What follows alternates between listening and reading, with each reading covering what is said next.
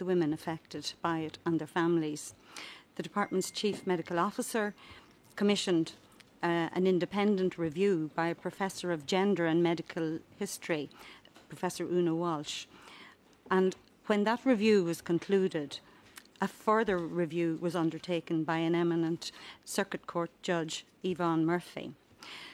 The research review carried out by Una Walsh was carried out in 2 phases. It looked at the historical facts and information from hospitals and from all other relevant sources. And her second phase was a consultative phase with the women affected and with their families. She met 91 individuals affected and she received 101 submissions, written submissions. In Judge Yvonne Murphy's independent review of the legal issues, she also met some of the people affected. The facts about symphysiotomy are that it was an exceptional intervention in Irish obstetrics. It occurred in less than 0.5% of deliveries between 1940 and 1985. The statistical information we have is that about 1,500 women were affected, and of this number, there's around 350 alive today. The main reasons it was carried out were it helped achieve a predominant goal of vaginal delivery. It was a means of avoiding caesarean section in cases of minor to moderate obstruction. And there was a concern in the early years, particularly between 50 and 65, of the rise in the number of caesarean sections and the risks associated with multiple sections. And maternal mortality rate was lower with symphysiotomy than with caesarean section. For example, between 1950 and 65, maternal mortality from the figures in the 3 Dublin maternities was 0%, whereas it was 0.73% for caesarean section. Mr. Shani asked what government were going to do. Well, following examination of the 2 reviews, government decided on the 1st of July this year to establish an ex gratia scheme. Under an ex gratia scheme, the giver does not recognise any liability or legal obligation. And the main advantage of this is that it offers a more flexible solution in terms of the mix of pecuniary and non-pecuniary elements of any award to applicants. It's important to remember that the actual liability in law of the state in respect of each symphysiotomy case is extremely difficult to determine. And at the moment, women are receiving and will continue to receive a range of health and social care supports from the state, as you heard from the Minister's speech yesterday. In the scheme, which will cost 34 million approximately, compensation levels will be less than court awards to reflect the non-adversarial nature of the scheme. And women will be required to demonstrate that they have had a surgical symphysiotomy procedure. The scheme will be designed in a very short time frame and will be administered by the State Claims Agency. And so legal and administration costs will be contained. But the most important thing is, from the women's perspective, they'll no longer have the stress of having to pursue high court cases and the risk and the burden of adverse cost orders. A number of the women we know have very poor access to their records because of the time delay. People are deceased in some cases involved. And we heard yesterday as well that a large percentage of the women are now aged between 75 and 91 years of age. So government feels that the scheme is fair and responsive to the needs of these women and will put closure on this legacy issue which has been with us for a number of years. Thank you, Mr. Chairman.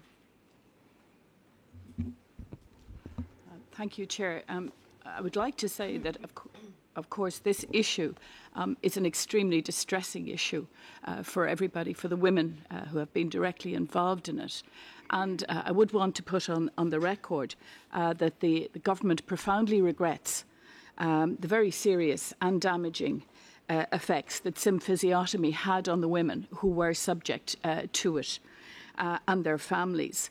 And we hoped, and we do hope, that the announcement of the scheme by the government, this redress scheme at a cost of 32 million, we are hopeful that that as well as the commitment that we've given in relation to social and health care, we do hope that it will help women to bring closure to this extremely distressing situation which they have found themselves in.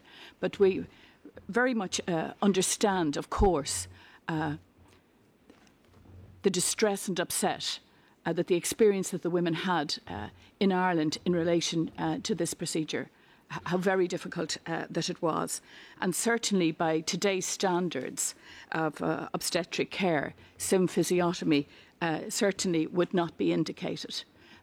One has to make the point that maternal care and obstetrics was very much in a transitional phase at that time. There was not good oversight. But I would also make the point that these symphysiotomies were not carried out secretly.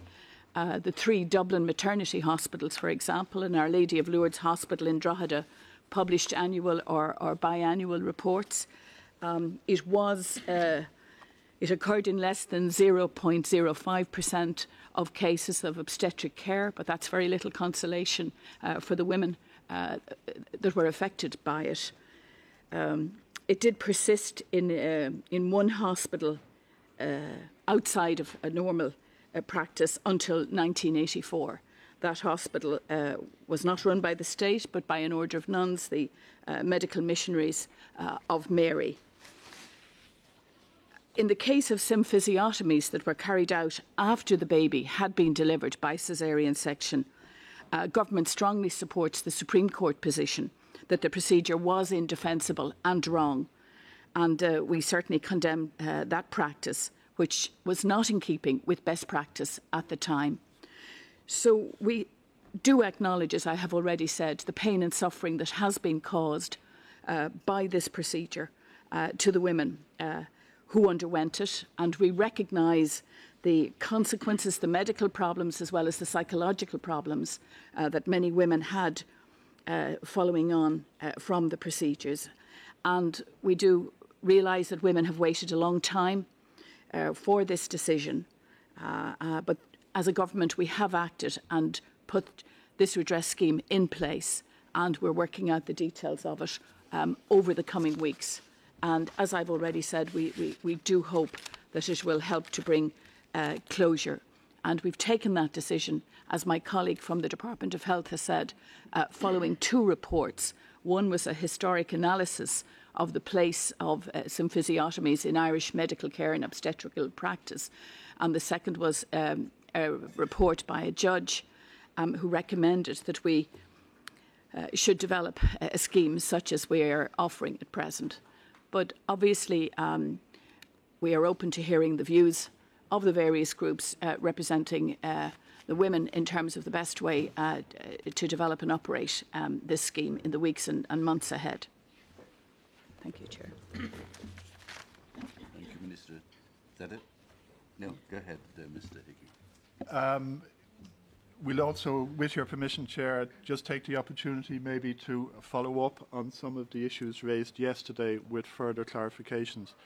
And the first of those relate to the reservations under Article 10 and Article 20, which Declan O'Brien from the Department of Justice and Equality will deal with. Thank you. In relation to Article 10.2, which deals with the separation of prisoners, separation of remand and convicted prisoners, and separation of adults from juveniles, the issue here, I want to stress, is a question of when we will be ready to lift that reservation rather than any objection in principle to lifting it. We take a very scrupulous approach towards international conventions that we might sign or ratify and towards derogations and reservations.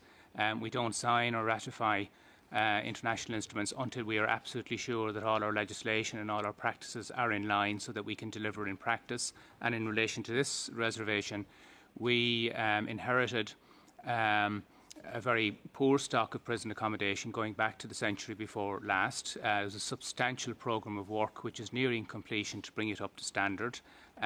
We have a new prison in Cork that will be opened towards the end of the year. And when we can guarantee in practice that that we can ensure that prisoners are segregated, the derogation will be lifted. But we're not ready to do so yet because we cannot guarantee that we would live up to that commitment. I want to stress that that's the issue rather than any objection in principle towards lifting the derogation. In relation to the reservation, in relation to 21, our difficulty in the past has been about drafting an offence that would meet international standards and would meet rule of law standards in terms of being clear as to what the offence was from the point of view of a person who might be accused. I just want to mention as an information item that, and while the two elements of this article are different, they are linked in terms of hate crime and propaganda for war. We will be reviewing this year our compliance with the European Union framework decision on combating xenophobia and racism by means of criminal law. The European Commission has instituted a review process, so we will be looking at how we have transposed that framework decision, and that gives us an opportunity also to look at the question of formulating an offence of propaganda for war. The drafting difficulties still remain, but it is something that we will be addressing over the next 12 to 18 months or so.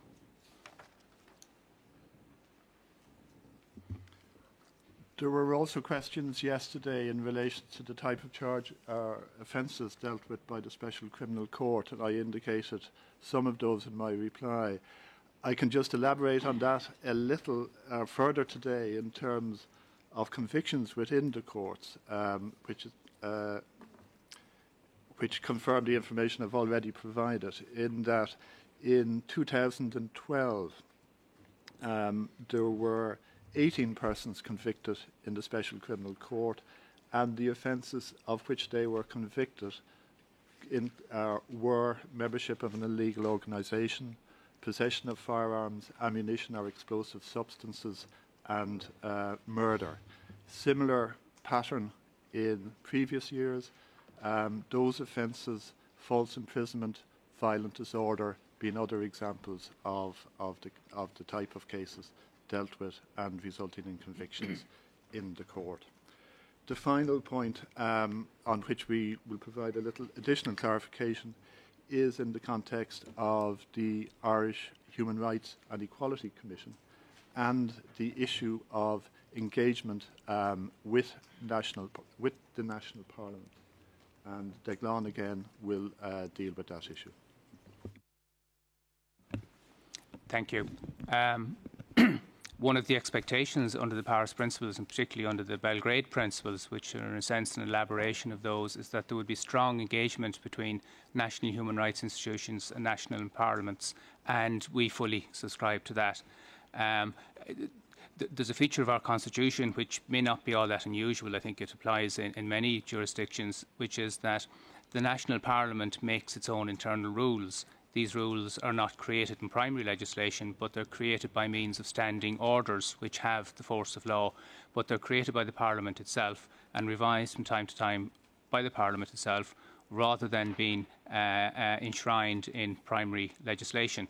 So what we have done in the bill, which will become a law very quickly, become an act very quickly, to establish the Irish Human Rights and Equality Commission, is to say it should have a direct reporting relationship in relation to its annual report, in relation to its strategic plan, in relation to policy issues that it wishes to address, a direct relationship with the National Parliament, and the annual report and the strategic plan from time to time would be submitted directly by the Irish Human Rights and Equality Commission to the National Parliament. What we can't say in the legislation is what the National Parliament will do when it receives these documents, because that's the prerogative of the Parliament itself to decide in terms of its standing orders. And the Minister had a discussion at the very final stage in the Upper House, in the Seanad, with some of the senators who put down proposals in relation to this about how we could move them forward. And the commitment is to see if the internal committee of our national parliament that is responsible for rules and procedures will write into those procedures, write into those standing orders, a commitment to engage with the Human Rights and Equality Commission from time to time, and particularly on the occasion of the annual report and the strategic plan being submitted. And that's something we will pursue. But I just wanted to clarify that the fact that that other side of the equation isn't in the bill doesn't mean that we don't think this is important. There's just a technical question of how the Parliament decides for itself what it will do in terms of its relationship with the Human Rights and Equality Commission. Thank you. And just to put on the record that it would be absolutely normal practice for a body such as the Irish Human Rights and Equality Commission to attend the Justice Committee to discuss its strategic report and annual report. And that was emphasised again during the course of the debate and discussion on the bill just last week. And very clearly, if we can build it into the standing orders, we will do that. If we will ask the Parliament to do that. So that's an extra strength that would be somewhat unique. But we are pursuing that course to see if we can get agreement on it, just to build it in almost, in a more detailed way. But it would be absolutely normal practice for the Justice Committee to engage with the Human Rights Committee, and we would expect that in the years ahead.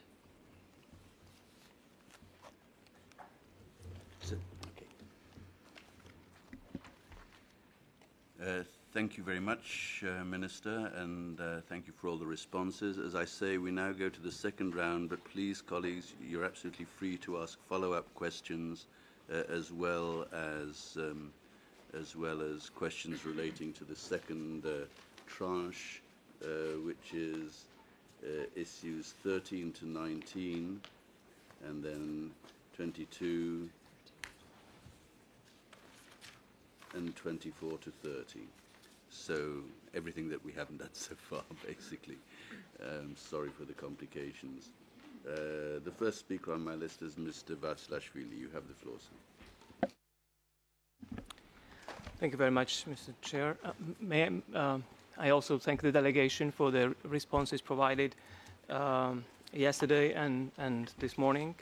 I'll have only one very brief follow-up question with regard to the work of the task force which has been assigned to draft the policies and the time frame probably for the referendum on the issues of amendment to the article of the Constitution related to the rights of women. So my question would be following: should we reasonably expect from this task force to submit its report and an action plan as well with regard to the follow-up, with regard to the actions should be taken as in a nearest future, and whether it will come up with specific suggestions regarding the wording of the proposed amendment. Now let me move to the questions. And I will start with the issue number 13. As it has been indicated in the 2013 assessment of the Irish prison system by the prison inspector, the overcrowding is a chronic problem for Ireland. While acknowledging improvements in the penitentiary in general, prison inspector has singled out some of the institutions as especially problematic. For instance, he pointed out that Cork prison is not fit for purpose and is dangerously overcrowded. Inspector of the prisons concluded that if for any reason a decision is made not to build a new prison, or if its construction is unduly delayed, he would request closing of the prison altogether. On this background, it has been encouraging to learn that from the replies to the list of issues that construction of the new prison close to Cork has already begun in January of this year, and that new prison is due to be finished in 2015. This will obviously end slopping out practice in this particular prison, but could the delegation let us know if it is intended to keep and renovate the existing prison as well, and whether the construction of the new prison will at the same time the end of the problem of overcrowding in this particular area. I've noted with appreciation that in compliance with the 3-year strategic plan, which was approved by the Minister of Justice and Equality, the refurbishment of some of the prisons have already been accomplished, and for instance, refurbishment works of part of Mountjoy prison has been completed, and again the inspector of the prisons stated that the quality of the refurbishment is quite high. It has been also reported that strategy entitled Unlocking Community Alternatives has been adopted in 2012. This strategy implies that low-risk prisoners could be released in the community upon serving 50% of their sentence. And this obviously may contribute to the decreasing the number of prisoners who are currently in custody. Although it might be a little bit too early to make any assessments regarding this strategy, I would appreciate if the delegation could share information on number of prisoners released or planned to be released according to this scheme, or any other information that the delegation may consider to be useful in this respect. I would also appreciate assistance of the delegation in clarifying the data published in the Prison Service Annual Report of 2013. According to this report, number of prisoners admitted to prison to serve the sentence of 12 months or less represent about 89% of all committals to prison in 2013. Does it mean that great majority of prison inmates contributing to overcrowding are those sentenced for relatively minor crimes, punishable for up to 1 year? Does this number also cover the suspects detained on remand as well? Overcrowding has a direct impact on increasing incidence of inter-prison violence. In 2010, it was noted that European Committee for the Prevention of Torture and Inhuman Degrading Treatment reported dangerous levels of inter-prison violence in Irish prisons, observing that stabbing, slashing, and assaults with various objects are almost a daily occurrence. Could the delegation also describe the measures that are applied in response or in order to prevent such occurrences in the prisons? I would also be grateful if the delegation could provide the information regarding the time limits for the pretrial detention. Although there is a presumption in favor of bail and suspects are, as a rule, remain in the pretrial detention relatively for a short period of time, there have been some cases, as far as I know, that detention could lasted for a relatively long period or substantially long period. So I would be very much grateful to receive information regarding the statutory limitations, or if there are any limitations in practice which has applied to the upper limit, regarding the upper limit of the pretrial detention. Problem of the slopping out.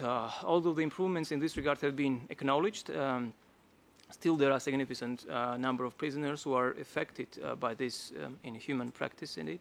It has been reported that in Limerick, Cork, and part of Mountjoy prisons, the practice of slopping out is also combined with overcrowding and the poor cell conditions that obviously, and then also the long lockdown periods, and that's obviously exacerbates the situation of the prisoners in these penitentiary institutions.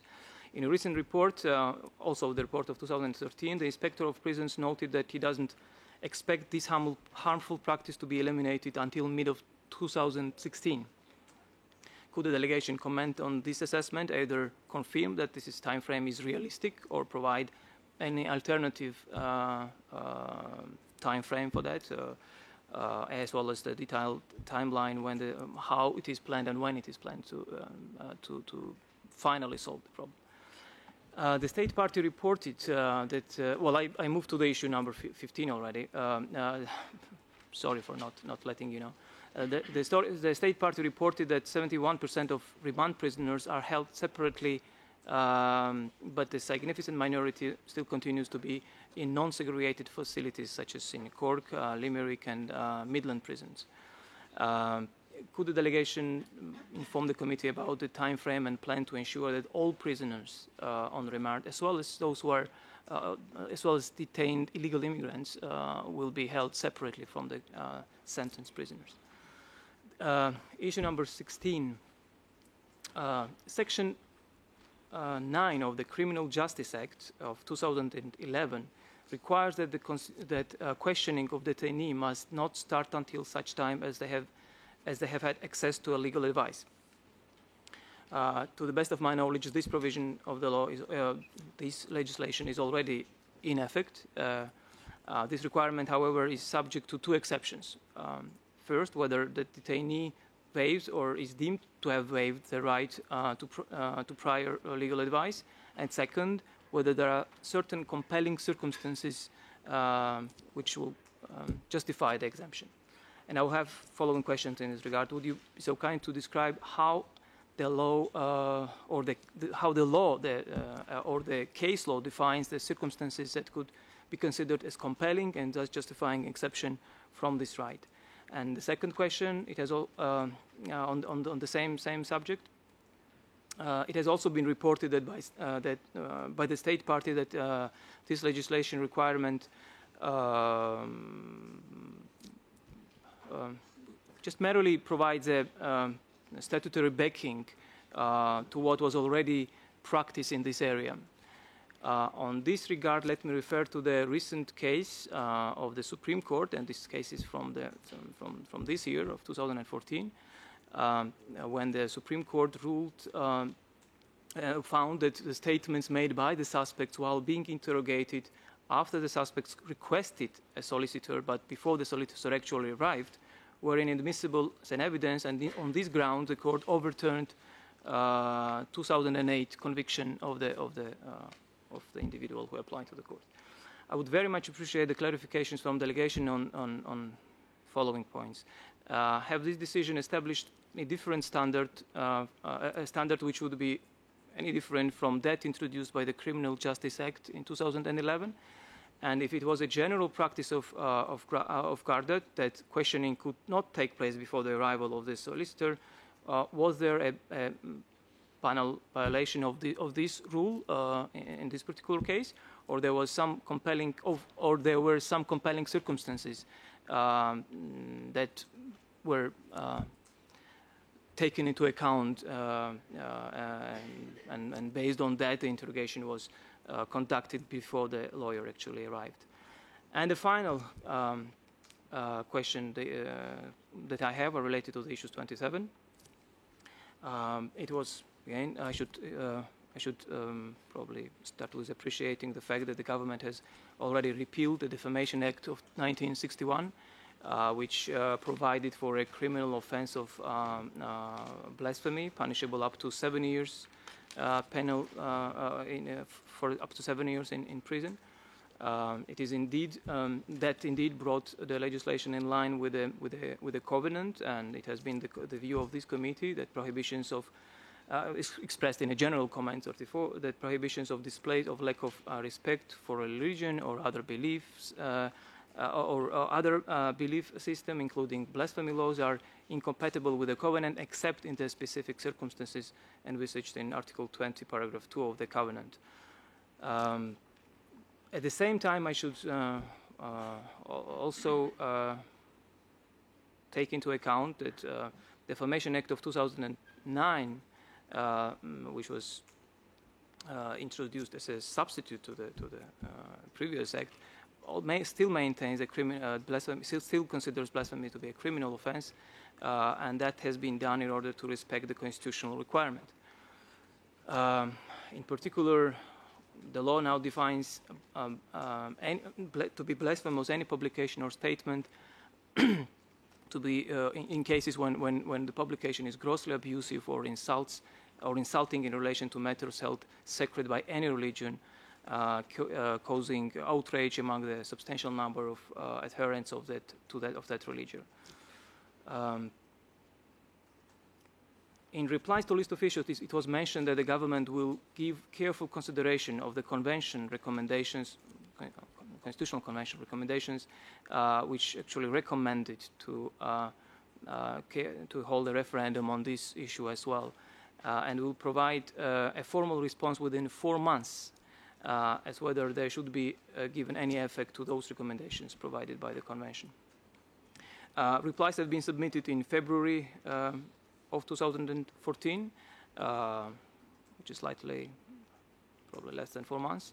May I kindly inquire if there have been any formal response on this issue as it was indicated in the replies of the state party.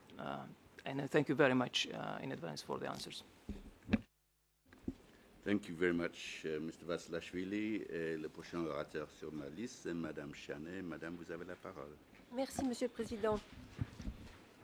Permettez-moi de remercier la délégation pour les réponses qu'elle m'a apportées, complètes, pas toujours satisfaisantes.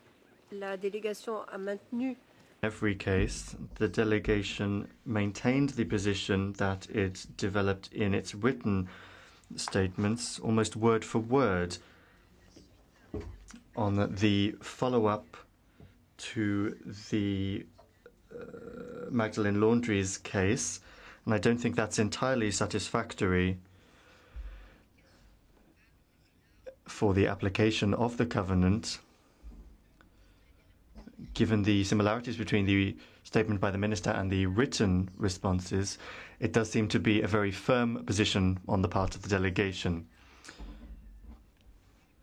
It was very frankly recognized that terrorism legislation expanded to cover acts that were not exactly what one could call terrorism in their nature, and this poses a number of problems when these special courts and the procedures more generally are restrictive. The delegation was open to positive changes in respect of its reservations. In particular, it understood the difference between paragraph 1 of Article 20 and paragraph 2, and that there was no need to maintain a reservation on paragraph 1 if the problems were with paragraph 2. And in your responses to question 30 demonstrate that you are prepared to amend your 2009 law on hate speech in light of what will be said by the European Commission, given the development of modern technologies, social networks, and so on, and given the need to legislate against hate speech, racial hate speech in particular. You told us that you had not yet figured out how to define these violations specifically, and that perhaps looking at what other European states were doing on this subject, you would be able to draw inspiration from that to criminalize in penal law this sort of infraction. My second question was on Article 17 on corporal punishment. There was something I found quite funny in your answer, and that was this poll that you conducted on practices of corporal punishment. You only questioned mothers in this survey. So should we deduce, therefore, that in Ireland, fathers do not at all engage in corporal punishment? Just from my own experience, that's not really the case. Often fathers are a lot stronger than mothers. You know, your mother might be really small. You can perhaps get away from a beating from your mother, but not from your father. So I found that a little bit strange, that in this survey you had only asked mothers about corporal punishment.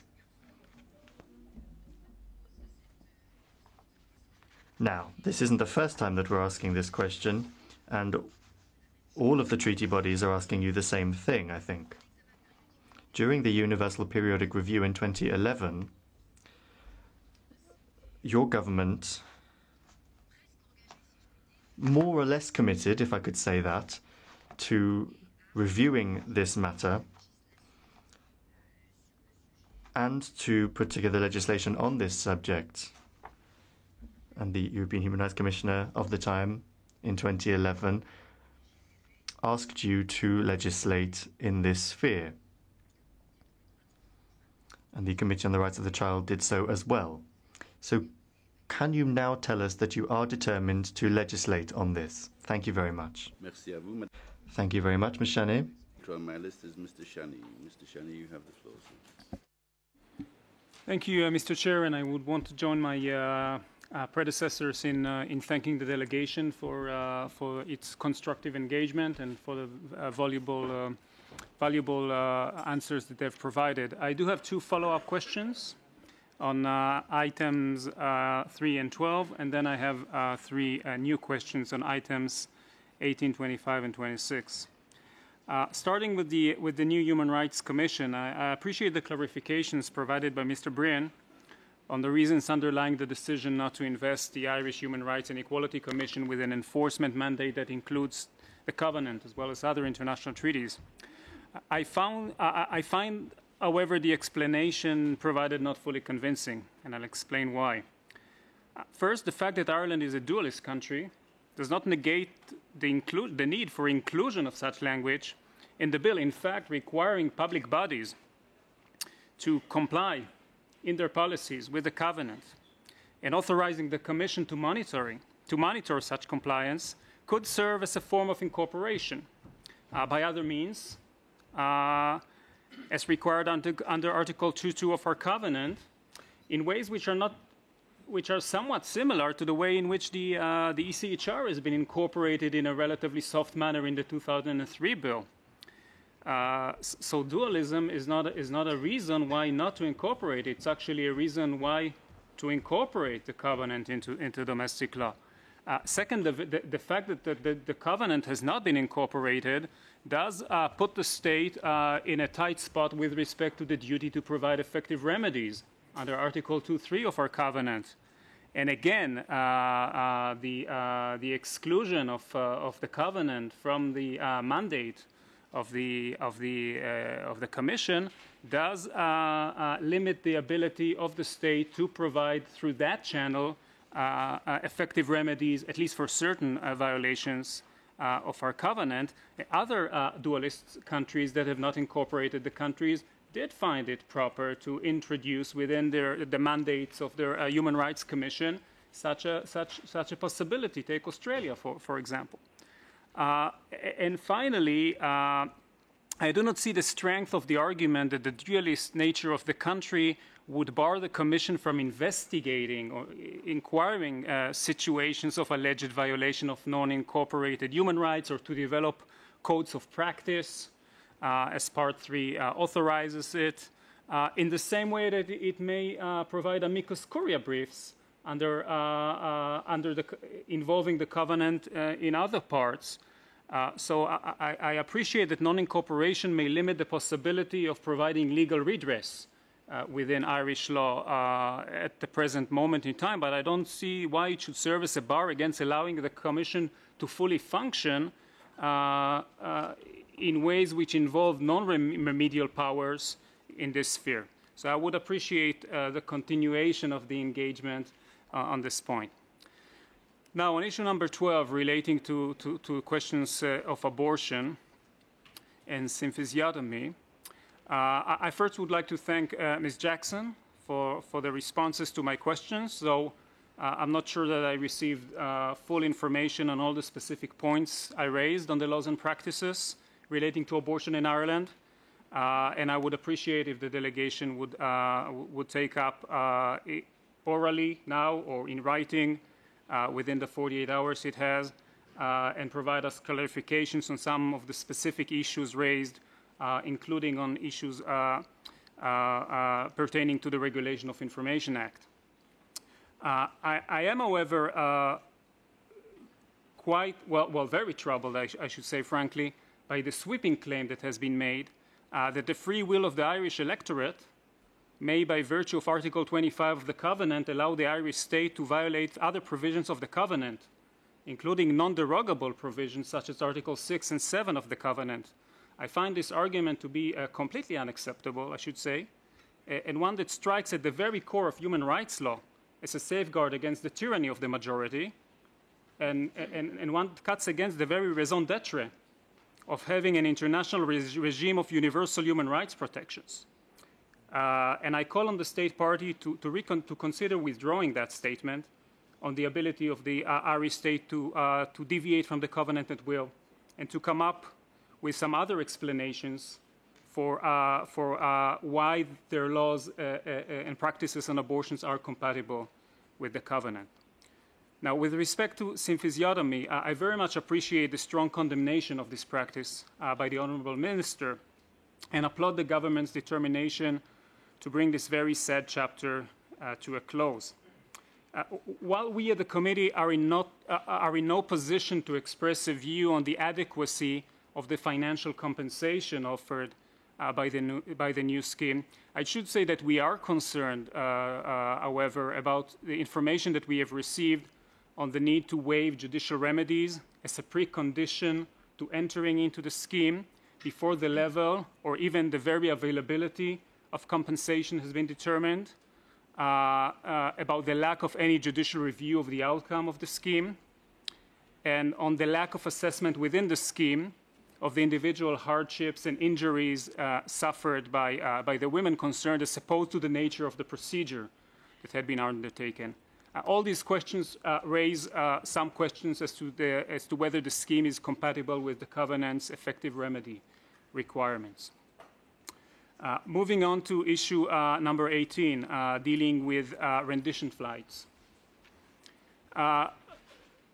Here I would be relatively short. I appreciate the response by the state party that expresses again a strong disapproval of the practice of extraordinary renditions and an intent to investigate all allegations of Irish complicity in this regard. My only follow-up question in this matter goes to the manner in which the new information that was brought into public domain in 2010 by WikiLeaks and other sources mentioned in the Open Society Justice Initiative report from 2013 that include further evidence of Ireland's involvement in rendition flights. Has this information been duly investigated? And if so, can you describe who has investigated, who has evaluated this information, and in what process was it undertaken, and whether any official decision has been taken on the status of the case? Moving on to the issue of issue 25, dealing with religious oaths. Again, I appreciate the response provided by the state party, and again, I commend its willingness to take measures to implement the committee's recommendation in that regard. Our concern, however, is with the pace of the change, with respect to this issue. The issue of religious oath was first raised in this committee with Ireland during the very first periodic review of the reports of Ireland in 1993, namely quite some time ago. And to the best of our understanding, the matter has yet to be fully addressed. I have not seen anything in the Convention on the Constitution website that suggests that the matter of religious oaths is under active consideration. Neither have I seen any information, specific information that suggests that a referendum on this issue is pending. And I would be glad if the delegation could enlighten the committee in this respect. And please clarify whether any of the anticipated changes would include, in addition to judges, also other senior office holders in the Irish state, including the President, the Attorney General, etc. And finally, the final question I have is issue number 26, which deals with the question of non-denominational schools. Again, I thank the delegation for the information it provided us, our committee. The information provided is encouraging at some level, in the sense that it acknowledges the need to reform the current system. But again, we remain concerned about the pace of the changes that are being introduced. The number of non-denominational schools in Ireland is still minuscule, and it is our understanding that most of the new schools that have been opened have been multi-denominational and not non-denominational.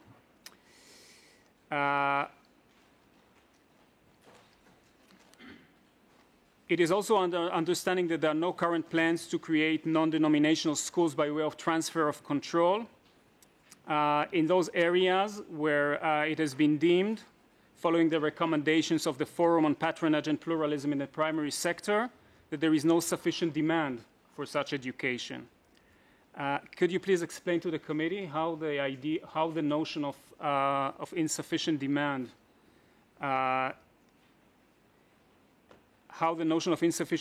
would not justify the establishment of non-denominational primary schools, and what would be the fate of parents and children in those areas, in the no-demand areas?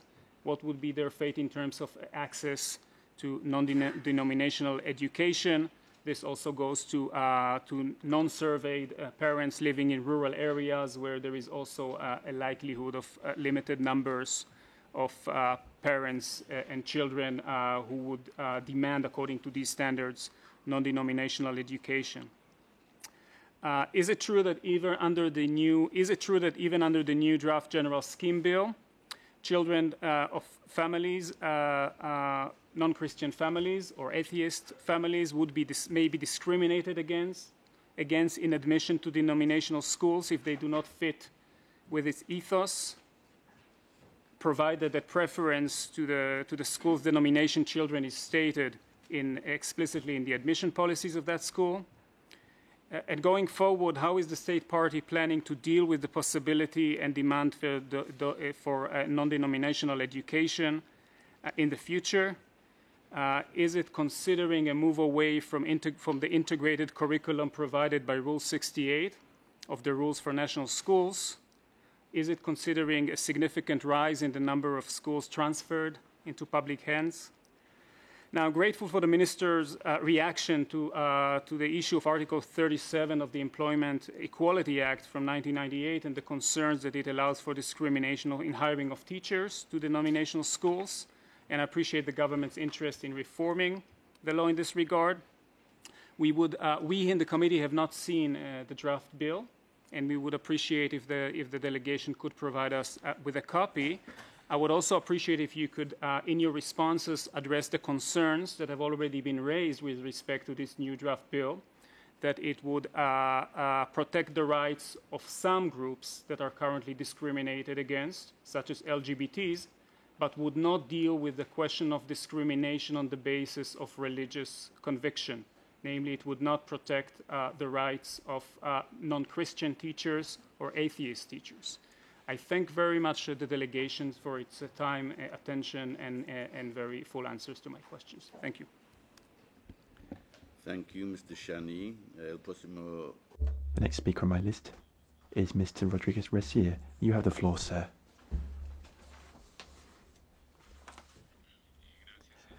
Thank you, Chairman.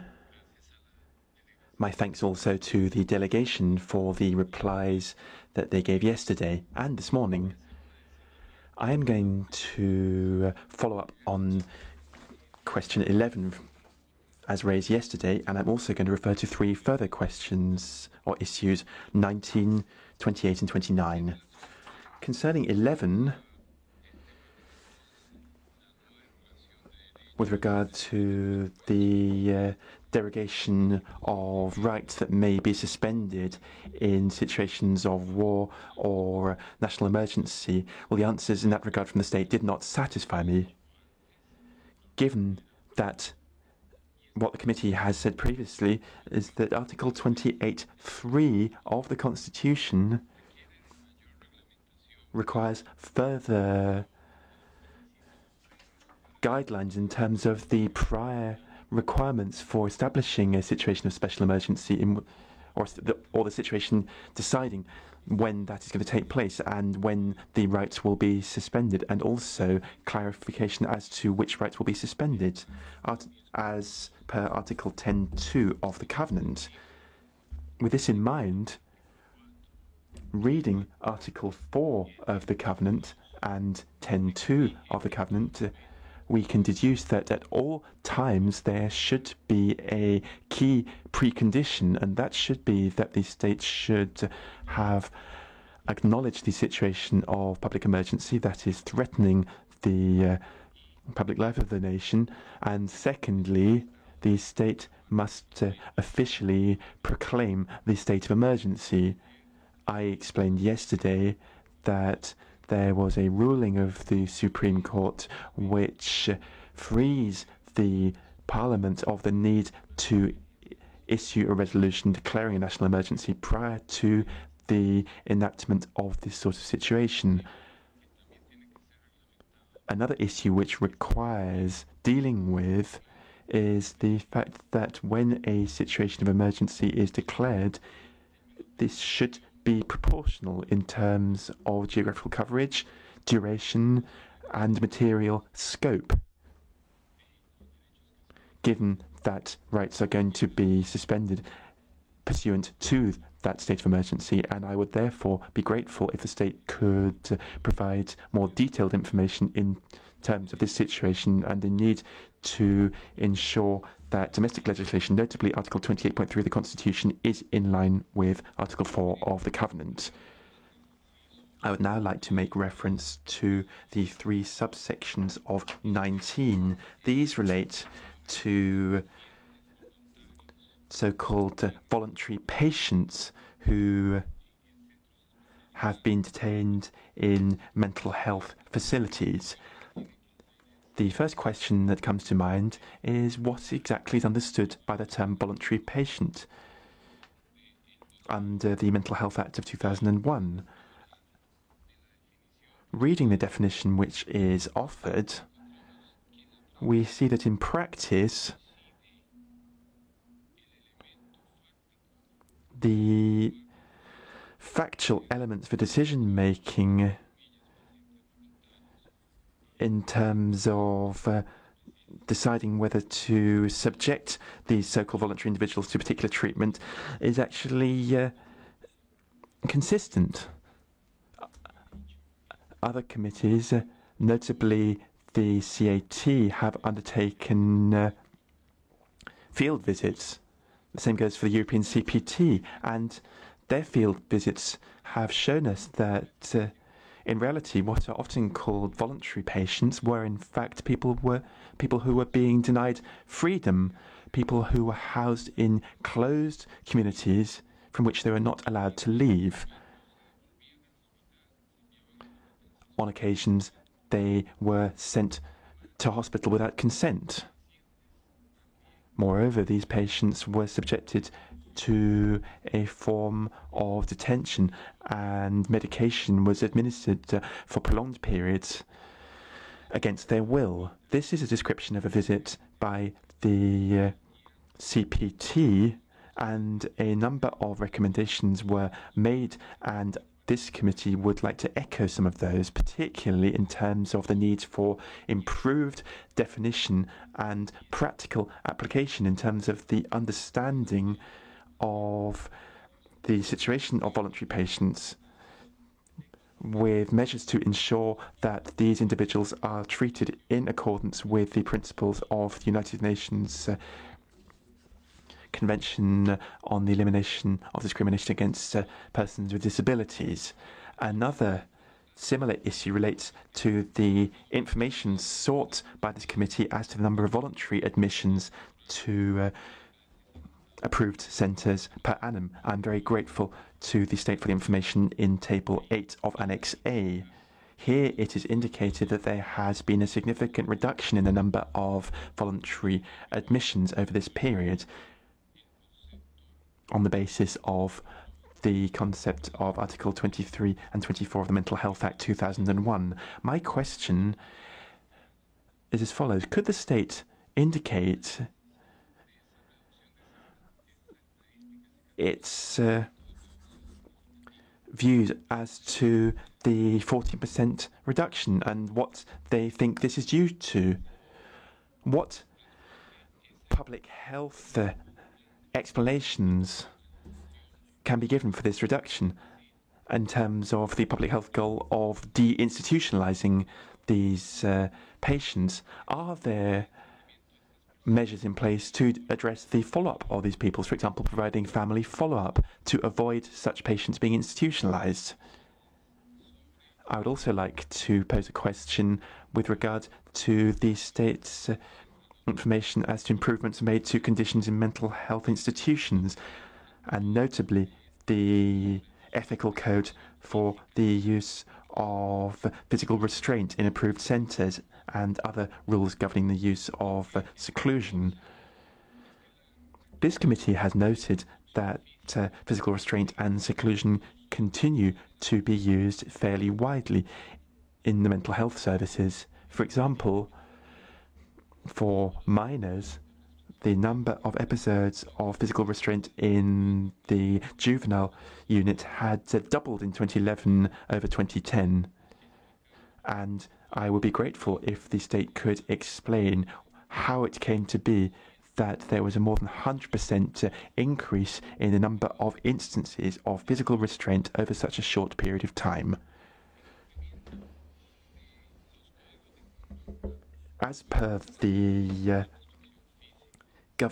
code governing the use of physical restraint, we see also that in 2012 only 29% of approved centres were fully complying with the rules on seclusion.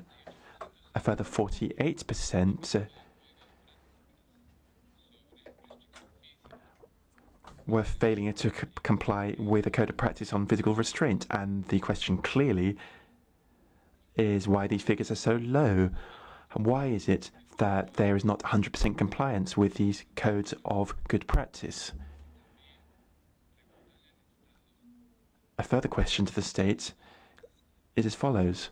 Why does legislation not specifically provide for protection or the use of preventive psychiatric care? Given that these advanced guidelines for mental health patients are tried and tested, and they do enable patients to have more say in the use, in the type of treatment and the type of medication that is given to them. This brings me on to the use of a treatment, electroconvulsive therapy, which should require prior consent. This treatment is apparently given to voluntary and involuntary patients. And this follows on from my question yesterday as to consent for persons with disabilities and the ability to withdraw consent should be respected by the mental health services. Why was a change not made in the Mental Health Act in 2001 to prevent this treatment being used against patients' will? What is being done to fine-tune the criteria for application of ECT? I would now like to make reference to the rights of minorities, and I'm going to make a difference here between the Roma and travellers, because this tends not to be done, this distinction. I'm going to make reference first to travellers, and as far as they're concerned, they have not in Ireland been recognised as an ethnic minority, and the committee requests the state to take steps to see to it that these groups are recognised as a minority ethnic group. This is not a new question in Europe. The United Kingdom, and notably Northern Ireland, has taken this step. Given the nomadic characteristics of the travellers, it should be recognised that they have specific rights as part of their basic practices deriving from their ongoing travelling nomadic status, and it's a matter of concern for the committee. This is something that has been called for on a repeated basis by other UN bodies. It has been discussed in the CERD, it has been discussed in the Committee on the Rights of the Child, it has been discussed in the UPR, and the UN Special Rapporteur against poverty raised the issue. And my question, given that the state during the UPR made a public declaration to the effect that there was a desire to initiate a process to acknowledge and recognize this ethnic group, as such, why has this not been done? I would also like to ask a question as to the specific measures taken by the state to provide support for the nomadic and semi-nomadic lifestyle of these people in terms of health, housing and education. We have taken note of some of the significant efforts undertaken by the state, but travellers continue to face major challenges in terms of the absence of appropriate housing, the shortage of housing, and other issues connected with short life expectancy, both for men and women, high child mortality, and particularly worrisome, the high rate of suicide in this population.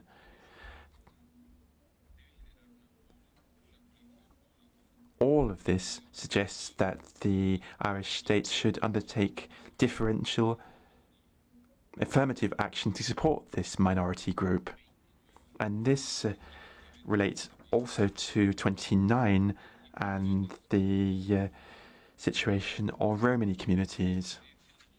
The committee is grateful to the information received from the state, which it had not supplied in the past, and what we see coming out of this is a desire to provide information and data. However, we do note that in terms of the Roma communities, this minority, similar issues to those suffered by travellers in terms of access to public services are to be found. There are shortcomings shown in the state's actions, and I'd like to refer here,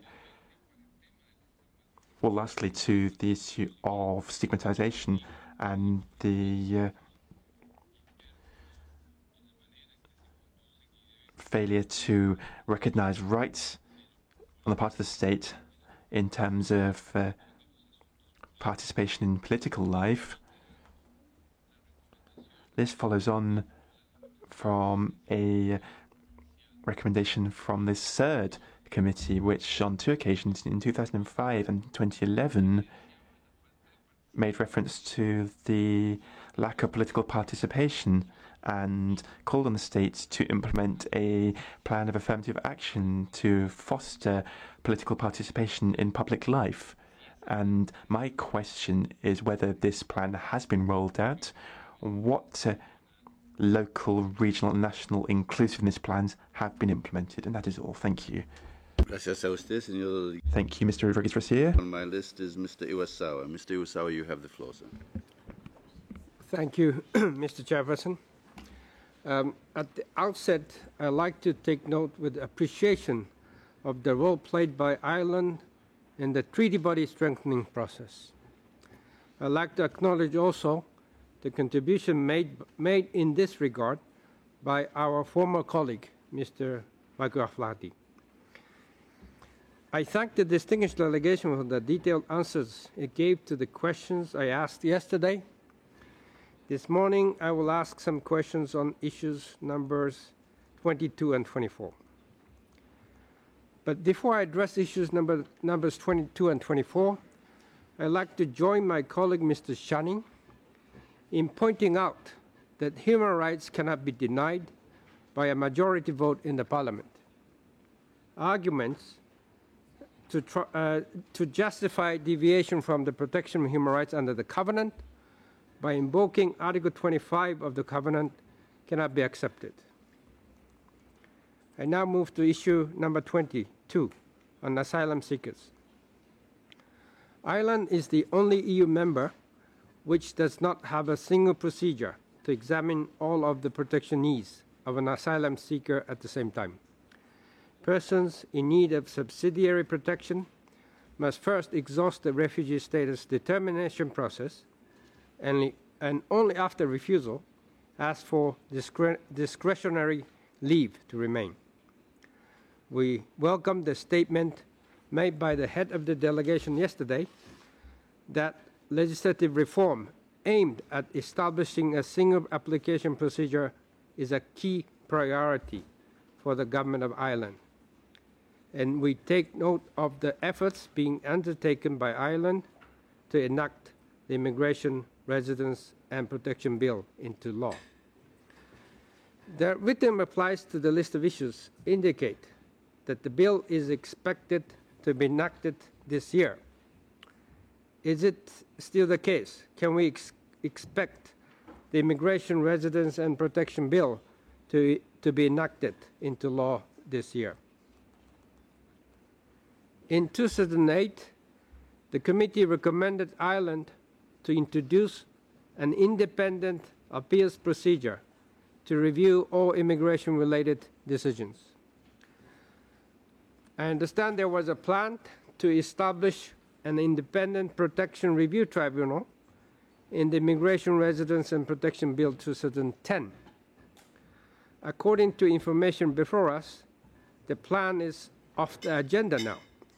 Could the distinguished delegation explain the current state of the plan to establish an independent appeals tribunal on immigration matters? Does the Government of Ireland plan to establish an independent quasi-judicial appeals tribunal? Next, I'd like to address the issue of direct provision centers. According to information before us, delays in the processing of asylum claims compel asylum seekers to remain in direct provision centers for long periods of time. However, while the centers can serve a very useful role in providing secure accommodation at the short notice, they are unsuitable for lengthy periods of stay. It is argued that direct provision impedes the family life of asylum seekers and not in the best interest of children. Residents of the centers have little control over their everyday life, such as cooking, studying, and cleaning, and are not authorized to work. There is no support program for the residents to integrate into the Irish society. Many of them feel isolated with inadequate command of English and insufficient knowledge of the Irish culture. These conditions, it is argued, have adverse effects on the physical and mental health of the residents. And it has been proposed that the government should consider creating an alternative system which would ensure adequate living conditions and address the cultural and social needs of people seeking protection.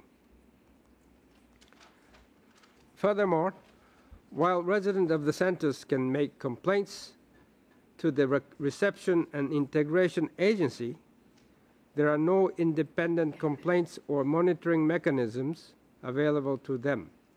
It has been argued that independent mechanisms are necessary because asylum seekers do not fall within the remit of the Office of the Ombudsman. Could the distinguished delegation comment on these allegations and proposals? I now turn to issue number 24 on transgender persons. We welcome the efforts being undertaken by the Government of Ireland to prepare the Gender Recognition Bill, which will give legal recognition to transgender persons by giving new birth certificates.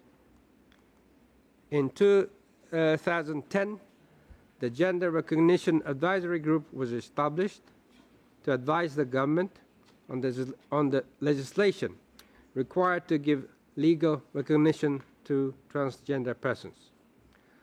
We welcome the statement the head of the delegation made yesterday that the Gender Recognition Bill is being processed with a view to publishing it later this year.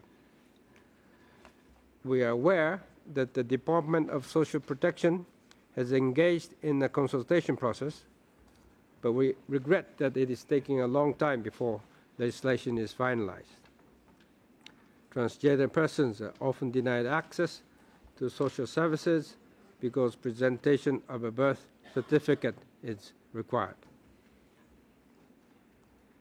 Transgender youth are especially vulnerable to prejudices and discriminations based on gender. Under the bill published in 2013, transgender persons younger than 18 were not eligible to have their gender recognized. The recently approved revised bill allows transgender persons aged 16 and 17 to obtain recognition. We welcome this lowering of the age criteria. However, the new bill requires parent or guardian consent for transgender persons aged 16 and 17, and they must apply for a court order exempting them from the age requirement. Furthermore, the bill requires confirmation by 2 doctors that the person is sufficiently mature to make the application.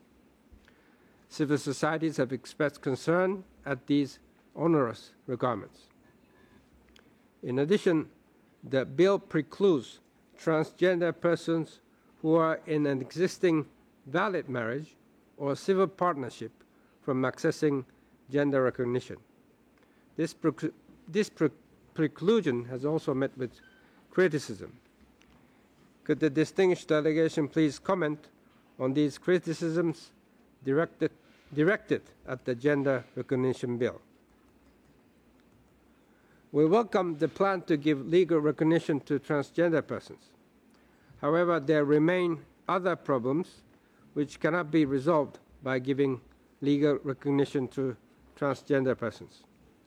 Transgender persons are subject to a risk of emotional, verbal, and physical violence. According to information before us, they are sometimes placed in a gender-segregated detention facility. How does the government of Ireland intend to address these problems?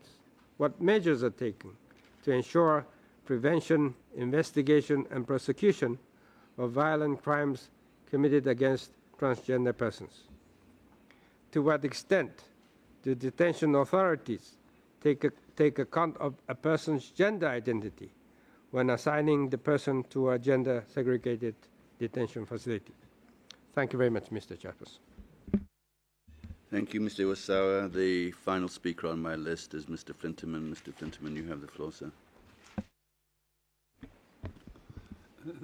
Thank you, Mr. Chairman. Even at this late stage in our constructive dialogue, I would like to welcome most warmly the Irish delegation. I would like to raise a few follow-up questions on the very important issue of abortion. And let me first of all state that I shared very much the concerns which were expressed by my colleagues, Mr. Chani and Mr. Iwasawa, about the reference to the delegation by the delegation to Article 25. Yes, I think there is no disagreement that a full and free discussion is crucial in any society, and that is the cornerstone of any democratic and free society, as reflected also in our general comment number 34, in which our former Irish member played such an important role, Michael O'Flaherty. But yet, the outcome of such a discussion, even if it is full and free and informed, the outcome of such a discussion in the form of a parliamentary majority decision can never be used as an argument to legitimize a violation of substantive rights of the Covenant. And as has been said, such an argument would indeed undermine the essence of the human rights framework, both domestically and internationally. But I presume and trust in this respect that on this point there is no disagreement between the delegation and our committee. But let's start from the point that indeed we have a full agreement that a free and full discussion on issues such as abortion is important. My first question then would be, have the Irish people ever been given the opportunity to vote on an amendment to Article 40, paragraph 3, sub 3 of the Constitution, in order to make the restriction on the prohibition of abortion less restrictive? And secondly, what importance is the state party, is Ireland giving to the opinion polls? And we have information before us on recent opinion polls in Ireland, which show that 70%, a large majority of the Irish people, support abortion in cases of fetal anomaly, in cases of risk to a woman's health, and in cases where pregnancy results from rape, child abuse. But there is not a majority for abortion in cases where it is the woman's, where it concerns the right of a woman to choose in other circumstances. What importance does the delegation attach to such opinion polls? And then third, on this particular issue, it struck me that the delegation in its responses so far, and I would like to express my appreciation for the responses so far, was somewhat limited in its in the analysis of the human rights dimensions of abortion, because it presented the issue of abortion, at least the human rights dimension of the issue of abortion, as a balancing between the right to life of the unborn child and the right to life of the mother. And I do think that such an analysis of the human rights dimensions of abortion does not do either justice to the realities in which women find themselves, but neither to the more nuanced assessment of the human rights dimensions of the abortion issue by the Human Rights Committee, which first and foremost stresses the right to life and health of the mother, but secondly, which stresses also the importance of Article 7 of our covenant in respect of the issue of abortion. And as you know, Article 7 contains the obligation of states parties not to subject anyone to cruel, inhuman or degrading treatment. And yet, the present situation in Ireland is that that a woman who is seeking abortion in a situation where her health is at risk, in a situation where her pregnancy is the result of a crime such as incest or rape, in a situation where she is carrying a baby with a fetal anomaly, that she is facing 14 years of imprisonment if she would seek abortion. And my question to the delegation would be, is that compatible with the obligations of the state party under Article 7 of the Covenant? And thirdly, the Human Rights Committee is also addressing the issue of abortion from the perspective of that crucial central article in every human rights instrument, and that is the article relating to the prohibition of discrimination. Yet, the present situation in Ireland is that women are not allowed to seek abortion, only in limited circumstances in Ireland itself, but yet they are allowed to travel abroad to seek abortion outside the Republic of Ireland.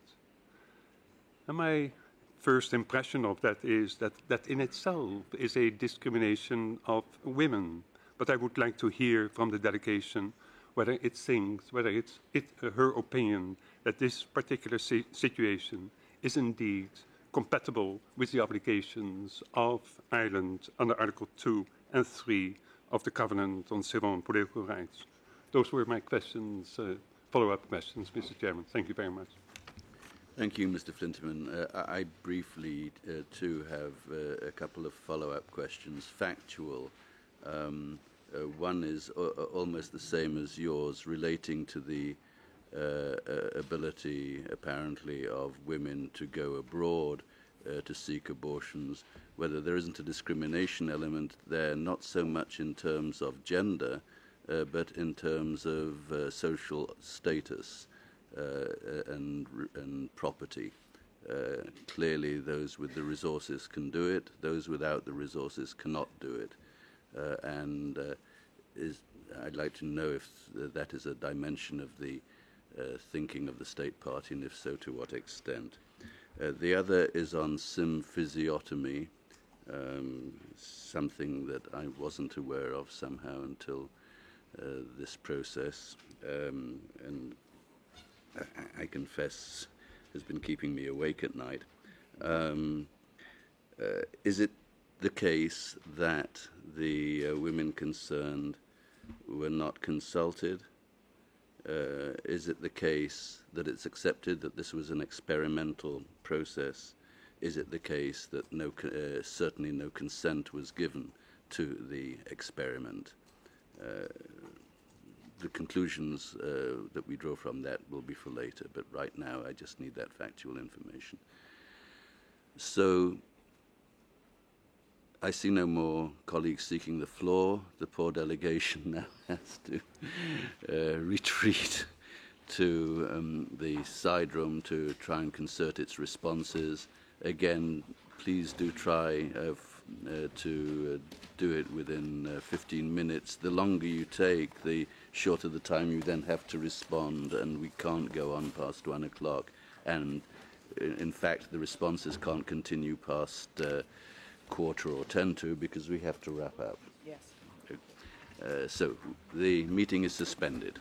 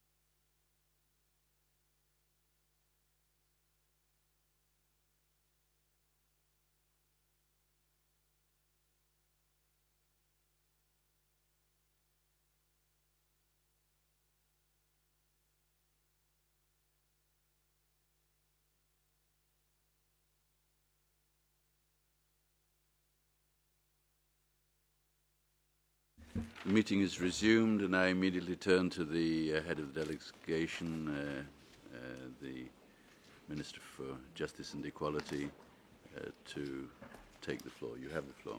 Thank you. Thank you, Chair. Thank members of the committee for their questions. I'll take question 13 first in relation to prisoners and the range of questions that were asked about that.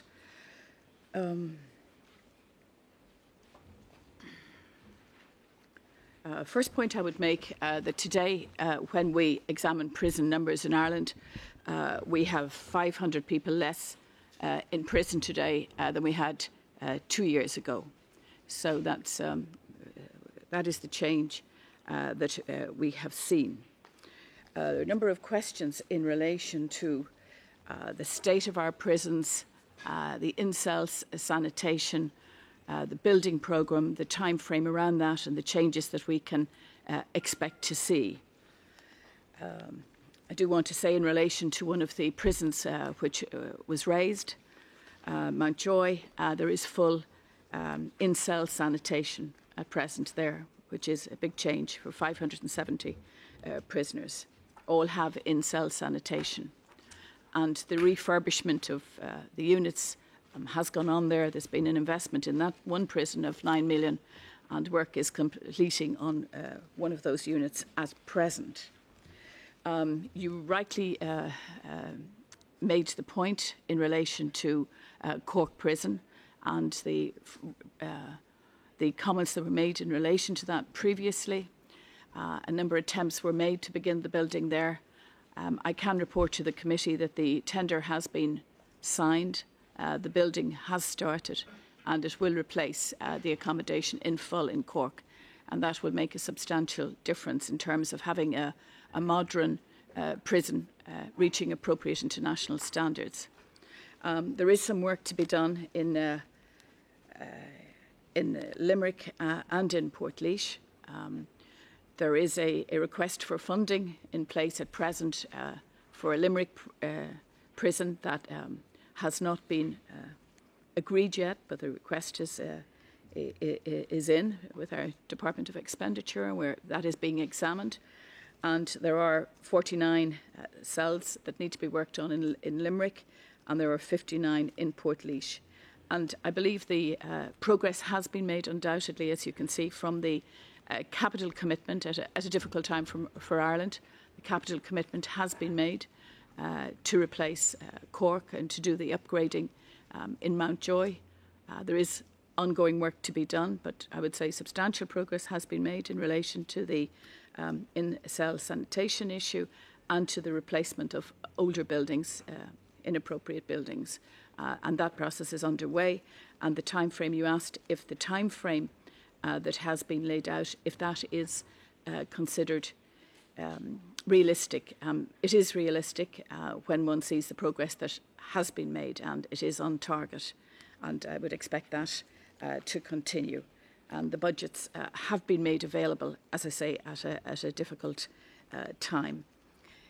You asked also if the figures included those prisoners on remand, and they do. Today we have approximately 540, I think, prisoners in remand in our prisons. In relation to the segregation issue, which was mentioned yesterday and was mentioned by a number of members of the committee today, clearly it is our intention to ensure that there is segregation in line with best international practice. We do have a prison, Cloverhill, where there are a large number of places available for remand. That's in the Dublin area. We do find that prisoners may not want to be far away from their homes or their families, and there are some practical difficulties about making segregated places available in other areas.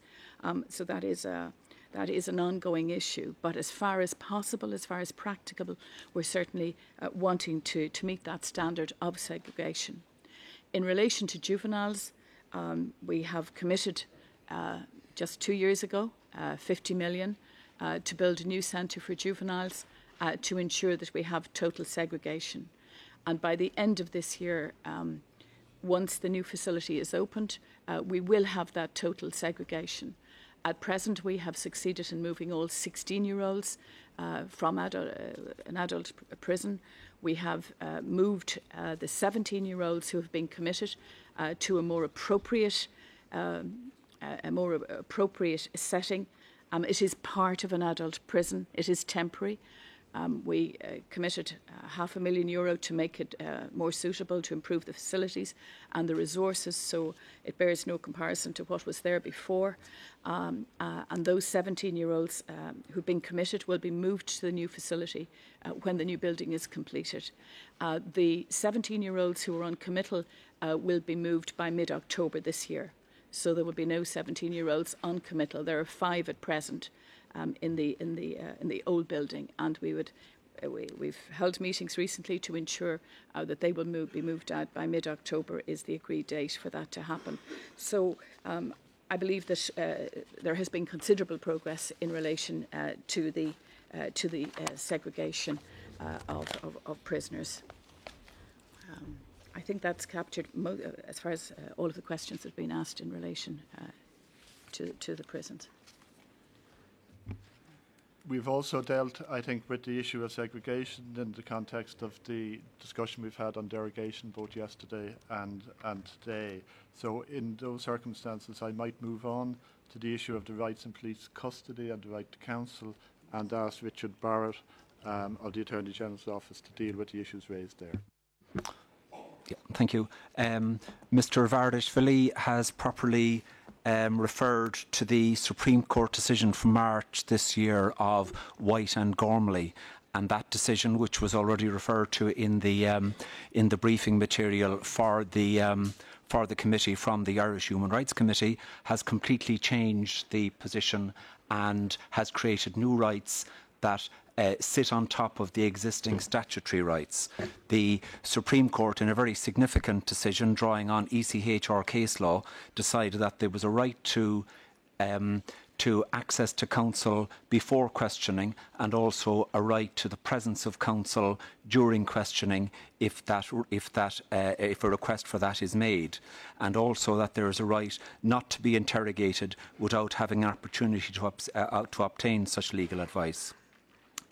So those rights sit on top of the current statutory provisions, which effectively say that every suspect person in detention must be informed of their right to consult a lawyer, and that obligation falls on the member in charge, which is a formal position within a police station, and the obligations on the member in charge are quite specific, elaborate obligations, which indeed I noticed from the recent report of GSOC, the police complaints body. That body recently gave recommendations as to how the obligations on the member in charge should be further detailed and elaborated on. In relation to the particular statutory provisions that Mr. Vardashvili referred to, the situation is a little more complex, because the provisions of the 2011 Act have not in fact been commenced. So while they do represent practice, they are not formally part of the statute book, and they have to an extent now been overtaken by the Supreme Court decision. Since the Supreme Court case, there have been discussions between the Law Society representing solicitors and the Department about the creation of protocols which will deal with the interaction of police, suspect and lawyer during questioning, and also the question of how payments will be received from the public funds. If it transpires that those protocols require statutory backing, then consideration will be given to that, but at the moment it's not clear whether further legislation will be required, or is it sufficient to rely on the rights as enumerated by the Supreme Court. Thank you. Okay, we'll move on now to issue number 17 and the question of corporal punishment, and the Minister will deal with that. Thank you. Thank Madam Shani for her questions. As the committee will be aware, Ireland does accord a very high priority for the protection of children, and quite a number of significant and I believe comprehensive reforms have taken place. with regard to the development of what I would call a very robust child protection framework that has been developed in recent years. We've been hearing a lot about historical abuses here today, not least in relation to children. And the government has responded in a variety of ways by strengthening legislation and improving services. Most reports that have been done in this area highlight the need for more interdisciplinary, interprofessional interaction to make sure that services are responding quickly to child abuse concerns, child protection concerns. In order to give momentum to that and have better responses, more coordinated responses, the government decided in the last number of years to establish a new child and family agency. It's the first time we've had a dedicated agency with sole responsibility for this area. And the goal, of course, is to deliver more effective and better services. And that agency was established on the 1st of this year. As mentioned in our response in February, the matter of legislating for a complete ban on corporal punishment in all settings in Ireland is being kept under review. I would make the point that in according a high protection to children, Section 246 of the Children Act of 2001 provides clear legal deterrence against assaults in whatever setting, whether they are in the home or in school or in the community, which cause suffering or injury to a child's health or seriously affect his or her well-being. So that's a strong legal provision that is there, and it has been used, and severe sentences have been handed down where those cases have been taken and people have been convicted of assaults against children. We've had a suite of legislation, as I've said, including new mandatory reporting of child abuse concerns, which is for certain professional groups. That's underway in the Parliament at the moment.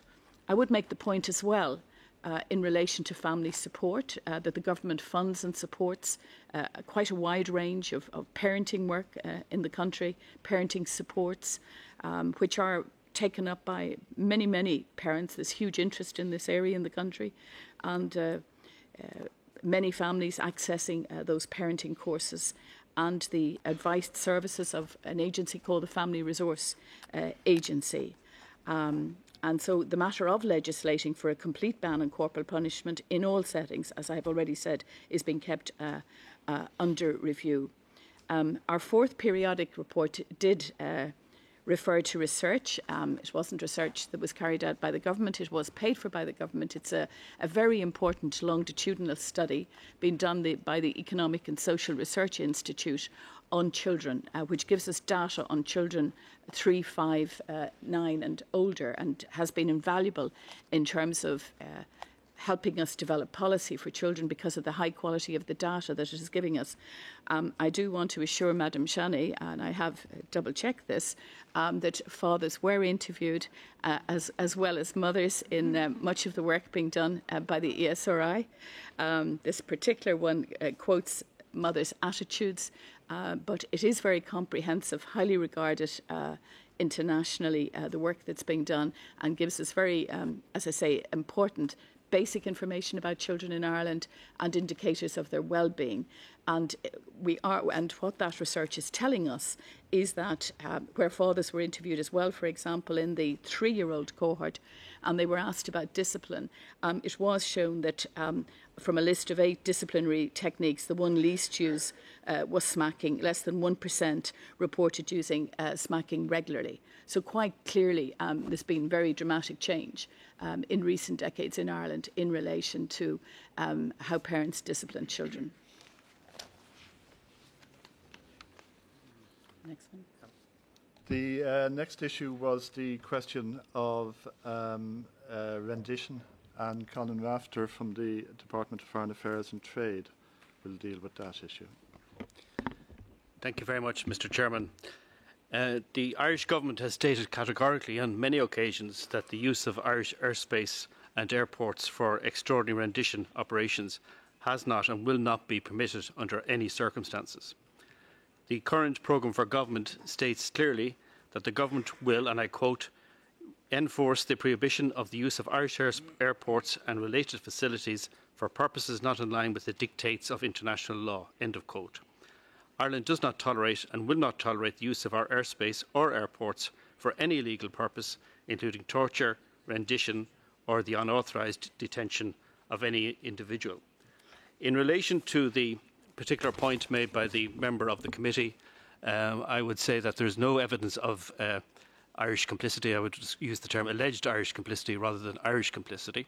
And in relation to the particular report he mentioned, which was the Open Society Justice Initiative report of 2013, I would state that this report produced no new evidence, but was rather a compilation of previous allegations, all of which have been responded to thoroughly by my government. None of the allegations of extraordinary rendition have revealed any evidence that shows that Irish airports were used for the purposes that were mentioned in the report. The report itself, as I said already, does not bring any new information to light. Thank you, Mr. Chairman.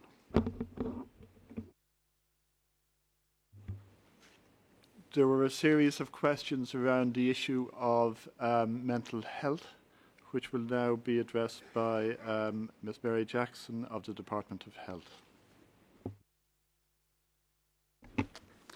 In relation to mental health and the definition of voluntary detention, it's important to note that there's a review of the Mental Health Act 2001 underway, and it will conclude shortly.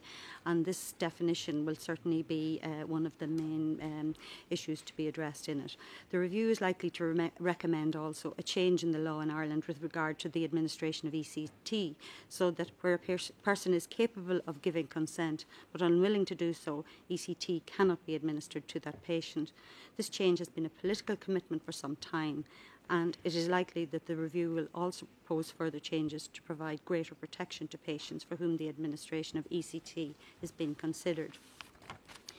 In relation to figures, I'd like to clarify that my department originally misinterpreted the question on the list of issues, and our written response in relation to voluntary patients and detention of voluntary patients, the figures have now been amended and the increase is not as was suggested. There were 567 such admissions notified to the Mental Health Commission in 2012. 586 in 2001, 546 in 2010. Thank you.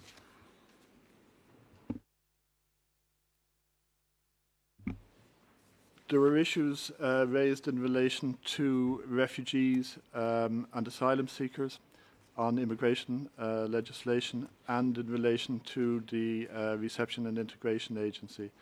They will be dealt with by Mr. Kevin O'Sullivan from the Irish Naturalisation and Immigration Service, and Noel Dowling, the Principal with responsibility for the Reception and Integration Agency.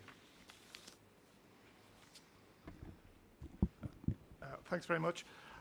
Before handing over to my colleague, I'd like to deal with the questions raised by Mr. Iwasawa in relation to immigration and protection legislation. Since Ireland's written response to the committee's issues, we have taken another look at our legislative strategy. The committee will be aware that over a number of years, various iterations of an immigration residence and protection bill have been published. This is an extremely large and complex piece of legislation, and it's fair, I think, to conclude that the scale of the bill has been a contributory factor in the delay in delivering what it intends to achieve. There clearly have been other factors and other legislative priorities arising from Ireland's financial situation. But certainly the complexity of the bill has been a major factor. It also needs to be borne in mind that getting a bill through the legislative process and having it enacted doesn't mean that it becomes operational, and this is that becomes operational immediately. This is particularly the case when the legislation is large, complex, and, as in this particular case, highly integrated. Therefore, as the Minister indicated in her opening remarks, a more focused and targeted strategy is being adopted. The Government is acutely aware of the desirability of having a single protection procedure, and the issue really has come down to how is that delivered the most efficiently and the most quickly. And the conclusion from that is that a separate protection bill, as the Minister indicated, is the way to go, and that protection work has already commenced on delivering that single protection bill, or single procedure bill in the area of protection. This doesn't mean that non-protection issues are being parked. It's also intended to produce an immigration and residence bill, and that legislation would deal with the other issues that were originally outlined in the immigration protection and residence bill, and this would include dealing with the issue of independent appeals in the area of immigration. I should also say that administrative reforms of our immigration system are ongoing, and this is being done in the interests of efficiency and transparency. I'll pass over to my colleague now. Thank you very much. I want to address some of the points raised by Mr. Iwasawa in relation to the direct provision system itself. But before I do, I just want to make a point relative to what my colleague has just said. And that is that the accommodation system does not exist in its own context. It is inextricably linked with the surrounding protection process and the complexities thereof, which has caused persons to reside in centres longer than would be desirable. And some of the consequences of that are dealt with in the issues which have been raised. The first one is the complaints procedure. And I just want to say straight away that the complaints procedure that we currently have, we believe is fair and is broadly in line with the guidelines set out by the Irish Office of the Ombudsman for internal complaints systems. The complaint system is contained in a document called the House Rules and Procedures, which have been reviewed and discussed twice by two working parties, and which involved an independent chairman and many of the NGOs involved in the asylum area, as well as persons from the Health Service Executive, Centre Management and the Garda Síochána, as well as advice from the Attorney General's Office. And the latest iteration of those house rules arose from a working group which met on 13 occasions and which visited 4 accommodation centres. It is a complaints procedure based upon what the Reception Integration Agency commits to provide to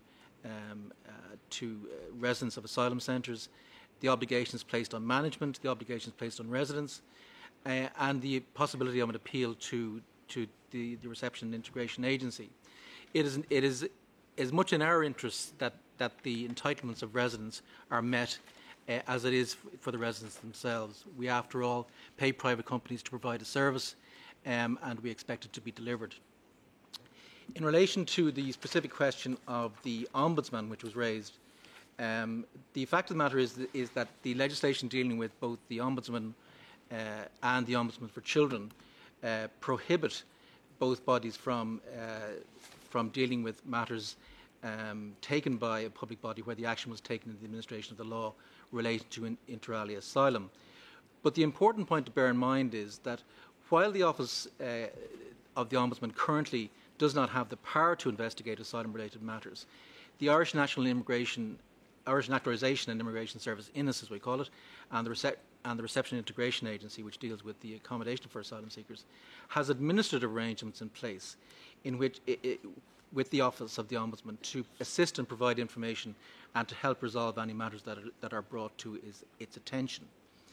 And it's an important point also to bear in mind that the Ombudsman does not serve as a first instance appellant authority for day-to-day administrative complaints mechanisms, which is what the system that I've just outlined to you. The other points which were raised by Mr. Iwasawa dealt with the issue of mental health and health generally. I just want to say that all asylum seekers in the direct provision system are entitled to the exact same health services as an Irish citizen, and that includes mental health services. There has been references in the past to the state of mental health in relation to residents in centres, but in fact there's very little verifiable data out there in relation to that particular circumstance. And the point I'm making here is that they have the exact same entitlements as Irish citizens. The issue of integration was also mentioned, and in one specific point which I want to address is the issue of English language supports. And again, in relation to the issue of integration, not only are the residents of asylum centres entitled to exactly the same health services as Irish citizens, up to third level education, their children have the exact same entitlements as Irish citizens. Their children don't go to schools and centres, they go to local schools, and that is in itself a form of integration. And in relation to English language supports, asylum seekers may avail of free access to adult literacy, English language and mother culture supports. And these are provided by what are now known as English training boards, which were formerly known as vocational education committees. And the local educational training boards provide English language classes using local tutors, and funding for such classes comes from the Adult Literacy and Community Education Scheme. The other points which were raised in relation to family life. Now, it's undoubtedly true that most asylum seekers would rather be living in a community with the right to work and housing, but that is not a practical solution to the issue.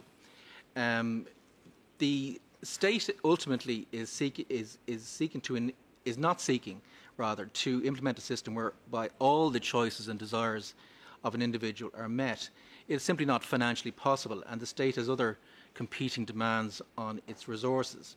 It has looked at alternatives to the accommodation system, specifically through a value for money report in 2010, which examined all of the possible alternatives, and essentially came to a conclusion that there was no alternative system which would be able to be done without an excessive cost, without it creating a pull factor in itself, and without contributing to what's already quite a significant problem in relation to homelessness within the state.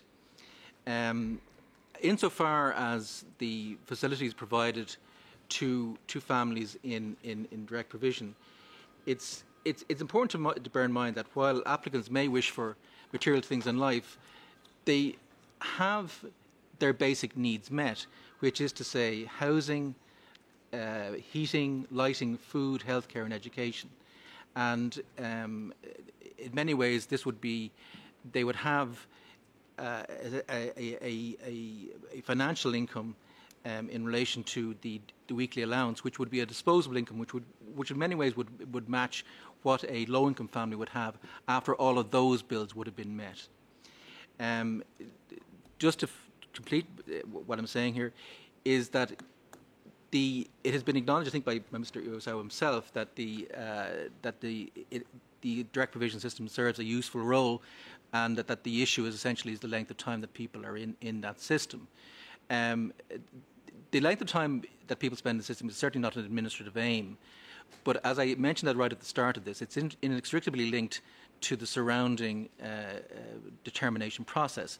And my colleague here has already outlined, and the Minister indeed has outlined, the progress made on that in relation to the legislative intentions going forward. And that will, in and of itself, serve to reduce the time that people spend in direct provision. Thank you. The next issue were questions in relation to the Gender Recognition Bill and transgender issues, which will be dealt with by Declan O'Brien. Thank you. And the question raised was about how long it's taking to finalise the legislation and issues around the amendments that have been announced and are being drafted in relation to persons under 16. It is, of course, taking a long time and to progress the legislation, and one can say that about any reform measure. It should have been introduced prior to it actually being started. But in terms of where we are now, the reason why there has been a pause in progressing the legislation is because we had a consultation process, and our national parliament had a consultation process which was very useful, a consultation process with people directly involved, and that has identified a number of reform, a number of improvements that could be brought forward to the bill, as the Minister mentioned in her speech yesterday. And they include making provision, which wasn't there originally, for persons under 18, persons between 16 and 17. And in our system, a person becomes legally an adult at 18, so it is perfectly reasonable to bring those provisions in on the basis of involving the parent and involving medical opinion to make sure that we do protect vulnerable young people, not that we deny them their rights, but that there are safeguards and there's checks and balances within the system, and that's what that seeks to do. In terms of segregation of people in custody, prisoner, if that's the right word, safety is always an issue. We don't always get it right, but it is a priority for the authorities. I can mention also that one of the major NGOs in this area, Glen, which works for LGBTI issues, has a very good working relationship with our police force in terms of trying to make sure that people, LGBTI people, feel safe in reporting assaults and other crimes against them. We have quite a good record in that. The state can't prevent crimes from happening, but the police force takes its obligation to make sure that particularly vulnerable victims feel safe in reporting those crimes very seriously, and we've done quite a lot of work on that. If I have permission, I'd like to address one of the supplementary questions also that was raised with us this morning, because I think it got to the heart of the difficulty, and it was Mr. Shanney's point in relation to the Irish Human Rights and Equality Commission bill.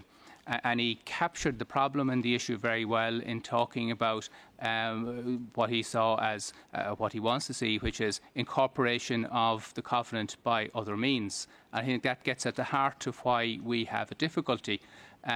We have a Supreme Court that is very watchful and very zealous about making sure that her national parliament does not unlawfully delegate its powers to ministers or to anybody else. So we can't deal with the problem insofar as the problem the committee sees is that we haven't incorporated the convention. We can't do that by giving power to the Human Rights and Equality Commission to behave as if, the Covenant, as if the Covenant had been incorporated and to enforce it. That's contrary to the type of constitutional principles that we have and that we share with many other member states, including concepts of the rule of law, and that the law should be clear. It can't be applied in an arbitrary fashion, and it can't be retrospective. And that principle is enshrined, for example, in Article 15 of the Covenant that we are discussing. So we're quite happy to continue the dialogue. Insofar as the issue is that you wish to see the Covenant incorporated in our law, that's a question that we can have a debate about, and a question we might have some difficulty with. Insofar as you're asking us to give power to the Human Rights and Equality Commission to enforce something that is not part of our domestic legislation, there is a very serious difficulty with that, and we just can't do that. It isn't permissible in our system for the Parliament to delegate its power to make law to ministers or to state agencies, even an exceptionally important body such as the Human Rights and Equality Commission. The Equality Commission can't make the law, it can't fill in the gaps where the Oireachtas has not acted, and it can't enforce things, as I said, that are not part of the domestic legal regime in a member state, in our member state. The question of codes of practice was also raised, and I draw the attention of the committee to the detail of the bill, which is that there are two separate ideas. The Commission can issue guidelines and give advice. It can also issue codes of practice. And once signed into law by the Minister, codes of practice are law, and therefore they have to be confined within the domestic legal regime to be useful. And essentially what a code of practice says to a person who has a complaint or is at the receiving end of a complaint, if you have followed the code of practice, you are safe. You have met your legal obligations, perhaps gone a little bit beyond in terms of following good practice. And the value of that is giving legal certainty to the people who might be involved in a dispute or a complaint. And it's very important that the code of practice is not challenged by saying things and including material that goes beyond our legal regime and what's required. Mention was also made of amicus curiae. And one of the things that I just want to mention, in case it's not clear, is that while it's not possible for the Commission to enforce and to initiate enforcement action in relation to international human rights standards or other issues that are not part of our domestic regime. Once it crosses the threshold into being involved in a court case or to holding an inquiry, there is no restriction whatsoever in terms of the advice it can give a court drawing on international human rights standards, including the Covenant, or the conclusions and recommendations it can make specifically in relation to an inquiry, again drawing on broader international human rights standards, including the Covenant that we're discussing today. I just want to make that clear. There's a difference between being able to take enforcement action in relation to something that is not part of our domestic regime. That's a line we just cannot cross. If we did, our Supreme Court would stop it very, very quickly, on the one hand, and on the other hand, drawing from the Covenant and other international conventions that are not part of our domestic legal regime, but can illustrate and illuminate the underlying principles and how our Constitution could be interpreted, and there's no restriction whatsoever on the Commission in doing the second. Thank you. Declan may also pick up now on the next issue, which was freedom of religion and the judicial oath.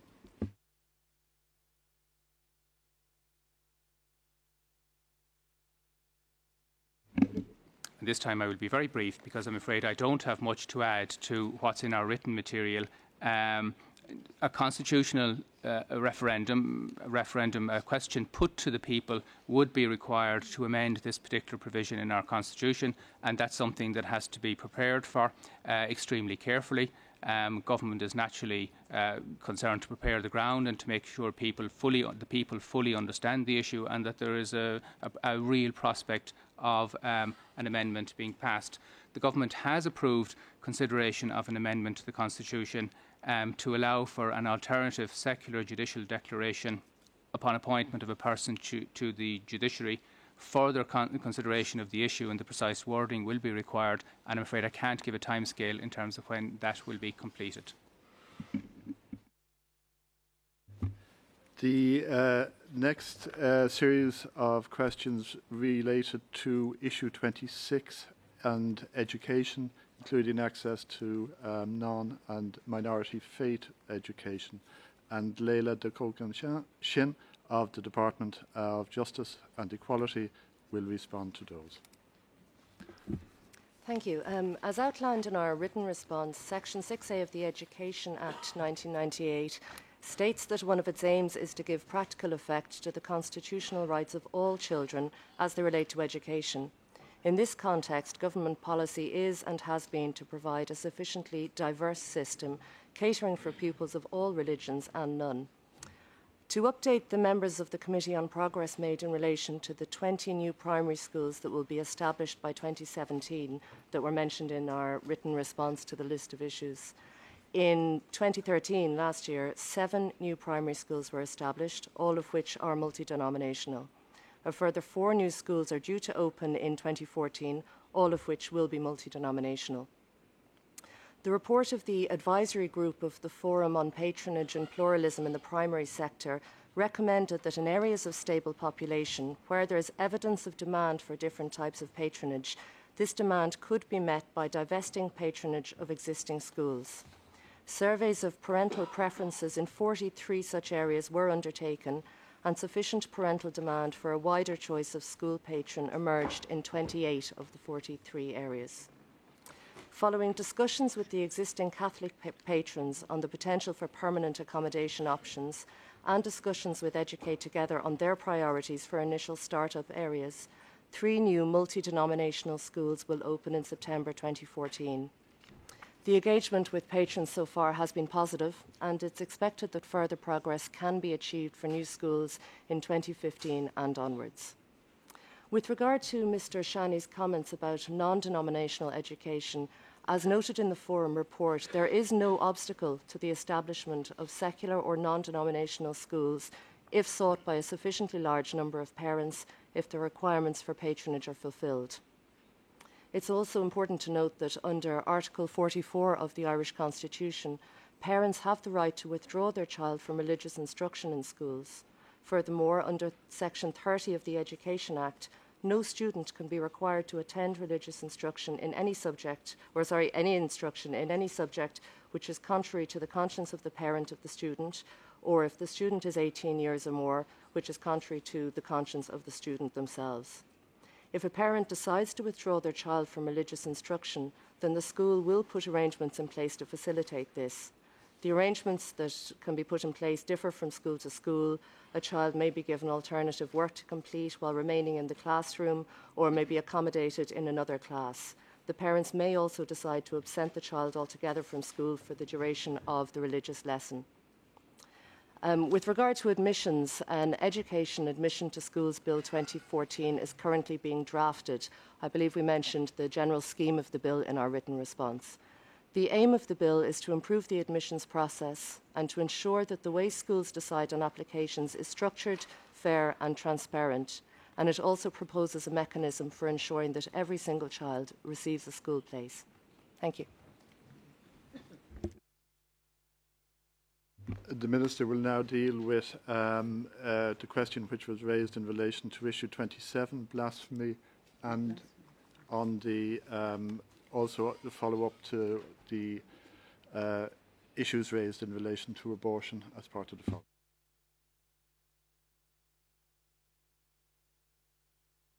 Thank you. The Government committed in its current programme for government to consider holding a referendum on Article 46.1.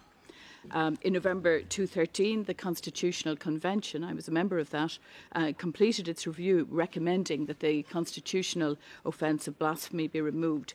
The Convention's formal report has now formally been laid before the Parliament, and we are at present giving consideration to a range of the Convention's recommendations, and we will be giving a formal response shortly as to how and when they will be given effect by way of referendum. It has been recognised by the committee speakers that we have already repealed the Defamation Act of 1961, which formally provided for a criminal offence of blasphemy punishable by up to 7 years penal servitude. And the maximum possible sanction now is a fine of 25,000 euros, and that's considered necessary to maintain in place to respect the constitutional provision. There has been, I would just put on the record, there has been no public prosecution in Ireland for blasphemy since 1855. But clearly, in terms of a referendum, that's a decision now to be taken. On question number 12, I would want to begin my comments in relation to this by referring to the comments of Mr. Shani, Mr. Iwasawa and Mr. Flinteman.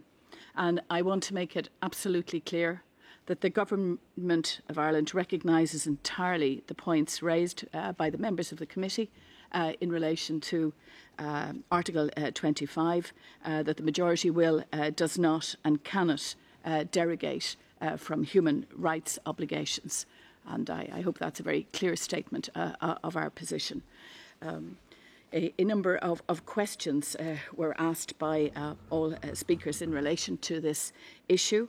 Let me deal with some of them. My colleague from the Department of Health will deal with some queries and some more detail on some points raised yesterday as well. Mr. Flinteman asked about the referendum. The last referendum was held in 2002. And that actually was a more restrictive question that was put to the people. It was in relation to taking out the grounds of suicide, and that was the last time. So, in answer to your question, it would require another constitutional referendum to capture all of the circumstances that have been outlined in the three questions from the three members of the committee.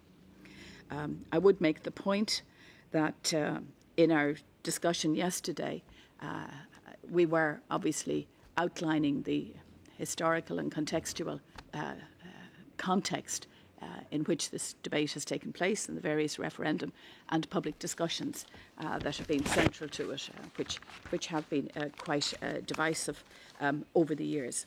I would point out to what the current government has done in Ireland, and I would refer members of the committee again to the very recent legislation which had been called for a long time, the 2013 Protection of Life During Pregnancy Bill, which gives clarity to medical professionals and very importantly gives clarity to women who may be in life-threatening situations, and which deals with the Supreme Court judgment of the X case and the ABC ruling of the European Court. And that legislation will now be accompanied by the guidelines for the benefit of the professional experts and obviously for the women who might be in this extraordinarily difficult situation. So it is an important recent development in terms of providing that certainty and that clarity in a situation where there was not any clarity, and doctors, professionals, women were in a position where the act had not been clarified, the situation had not been clarified in law. This law was brought in as a result of much discussion. There was much discussion with stakeholders. There were public hearings in the Oireachtas, and many groups, representative groups with varying views were brought in, and there's a very useful and developing public discussion on this topic that was held in the Oireachtas. I think it was in many ways a precedent in relation to this topic to have the kind of open and informed discussion in the houses of the Oireachtas, and that informed the passing of the legislation and the views of government. I think it was Committee Member Flinterman who asked about opinion polls. Yes, I take the point that you're making, and obviously opinion polls, have varied in relation to this topic in Ireland, but they do indicate a changing view in relation to aspects of this topic. In relation to some detailed questions on information and publication and access for women to information, my colleague will deal with that. I would just like to make the point that there are a number of agencies who are funded to give good, high-quality information to women who may face a crisis pregnancy. The numbers of teenage crisis pregnancies in Ireland have reduced very considerably in recent years. The number of women who are travelling for abortion has also reduced, and the services reach out to women who are in these crisis pregnancy situations in a whole variety of ways, which I believe are very helpful to the women concerned. I'll ask my colleague to make some more detailed comments. Thank you, Minister. Yes, in relation to Mr. Challengery's question yesterday, in relation to the need to have 3 doctors in place where a woman is at risk of suicide. The provision of 3 doctors to be involved in the certification in relation to the risk of loss of life from suicide arises from the recognised clinical challenges in accurately assessing suicidal intent and the absence of objective clinical markers in this area. The Act does not specify that the 3 doctors examine the woman together or at the same location.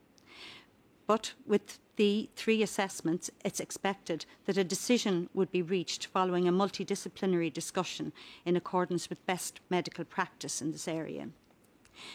In relation to the Regulation of Information for Services Outside the State for Termination of Pregnancy Act 1995, the regulation states that information must be given to the woman under Section 5 of the Act in a counselling environment. The information must be truthful and objective and must inform her of all the options available, such as keep the baby, adoption, termination.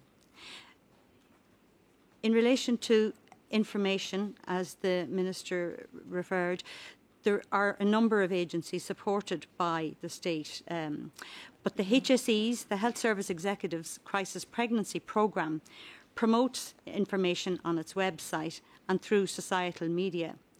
It gives a list of the agencies to contact and also information on counselling services. To the best of our knowledge, no prosecutions under the Act have happened to date. There was referral to the right to travel, and the chairman alluded to the fact that women with resources can travel where people who have not. That is the situation, and we have no,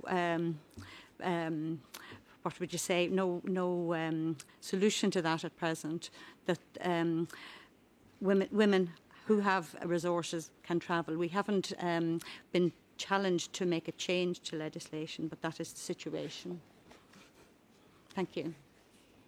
And I suppose just to finish, to add to the Minister's point, it was never my intention that there should not be the consideration, as mentioned by members of the committee, that there is a balance between all of the human rights articles in the Covenant, and they underpin all of the debate and all of the decision-making within my department, and are taken as a whole as part of the overall development of this very sensitive area in Ireland. Thank you. I'm conscious, Mr. Chair, we're coming close to your 15-minute mark, but I think we've maybe just two issues to address at this stage, which I might take in that connection, and that was the issue of the recognition of travellers as an ethnic minority, and the related issue of support for the Roma community in Ireland. In relation to the first of those points, yes, the government is very much aware of the calls that have been made by international bodies and in the context of international conventions to which Ireland is a party for consideration to be given to this issue. And as Mr. Rodriguez-Recia mentioned, the former minister, in responding to the committee in the context of Ireland's universal periodic review in 2011, did commit to give serious consideration to that issue. A number of steps have been taken on foot of that.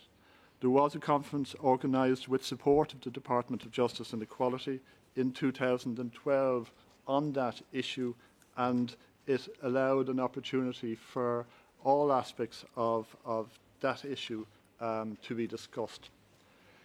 The Department of Justice and Equality has also, in taking forward consideration of that issue, been engaged in the process of consultation with our law officers and with government departments on what the implications of that issue might be and how that might be addressed. That is intended to facilitate the development of proposals that may be made on the matter, and which would allow the Minister to decide on what proposals might be brought to government. Another important development, I think, to be mentioned in this regard is that Parliament itself has also been considering the issue, and on the 17th of April, the Joint Oireachtas Committee on Justice, Defence and Equality published a report on the recognition of traveller ethnicity. That report will also now form part of the Minister's consideration as to whether travellers should be formally recognised as an ethnic group. Having said all that, I want to stress again that travellers have the same civil and political rights as other citizens under the Constitution, in the first instance, and also that all the key anti-discrimination measures in our law, the Prohibition of Incitement to Hatred Act, the Unfair Dismissals Act, the Employment Equality Act, the Equal Status Act, specifically identify travellers by name as a protected group and ensure that they have special protection. That is a recognition of the fact that the travellers are a distinct community within the Irish population whose interests require protection, and the fact that they have particular needs. What that has meant is that as travellers have no less protection under Irish law now than they would have if they were recognised as an ethnic minority. The travellers, it has also been long recognised that travellers have specific needs in the areas of education, in the area of employment, in the area of accommodation, which were raised in the questions. And there are specific strategies, and there are specific groups in place which are intended to address those issues. With regard to the Roma community, the Roma community in Ireland is generally made up of EU nationals who have come to Ireland in exercise of their right of freedom of movement. And in terms of immigration controls, therefore, they are not registered separately or counted separately in terms of coming to Ireland. The community is estimated at somewhere between 3,000 and 5,000 people. The specific needs of the Roma community Ireland has sought to address the specific needs of that community through its strategies. And more recently, the Logan report, which the Minister mentioned in her opening remarks yesterday, have identified some specific areas or issues in relation to that community. And in particular, the need to ensure that the state agencies' interaction with the Roma community are characterised by respect and effective communication. Equally, that an identified need to develop support and advocacy services to mediate between members of the Roma community and the state agencies. That the state itself needed to develop its own cultural competence in terms of dealing with the Roma community and minority communities more generally.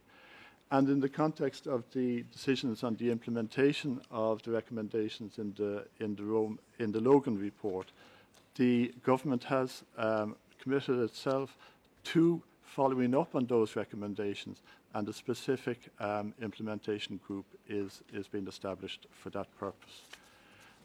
There was one last question I wanted to deal with, if I can, which was raised as a follow-up question by Mr. Fardia Lashvili and concerned the task force. And yes, the answer is that the intention is that the task force will make specific suggestions in relation to the language which might replace Article 41.2. And the commitment that is there, as I said, is that to report on that issue by the end of October of this year, with a view to preparing a referendum at the earliest possible opportunity after that.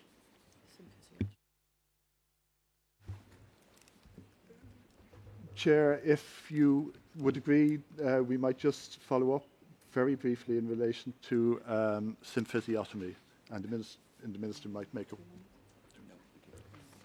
Go ahead.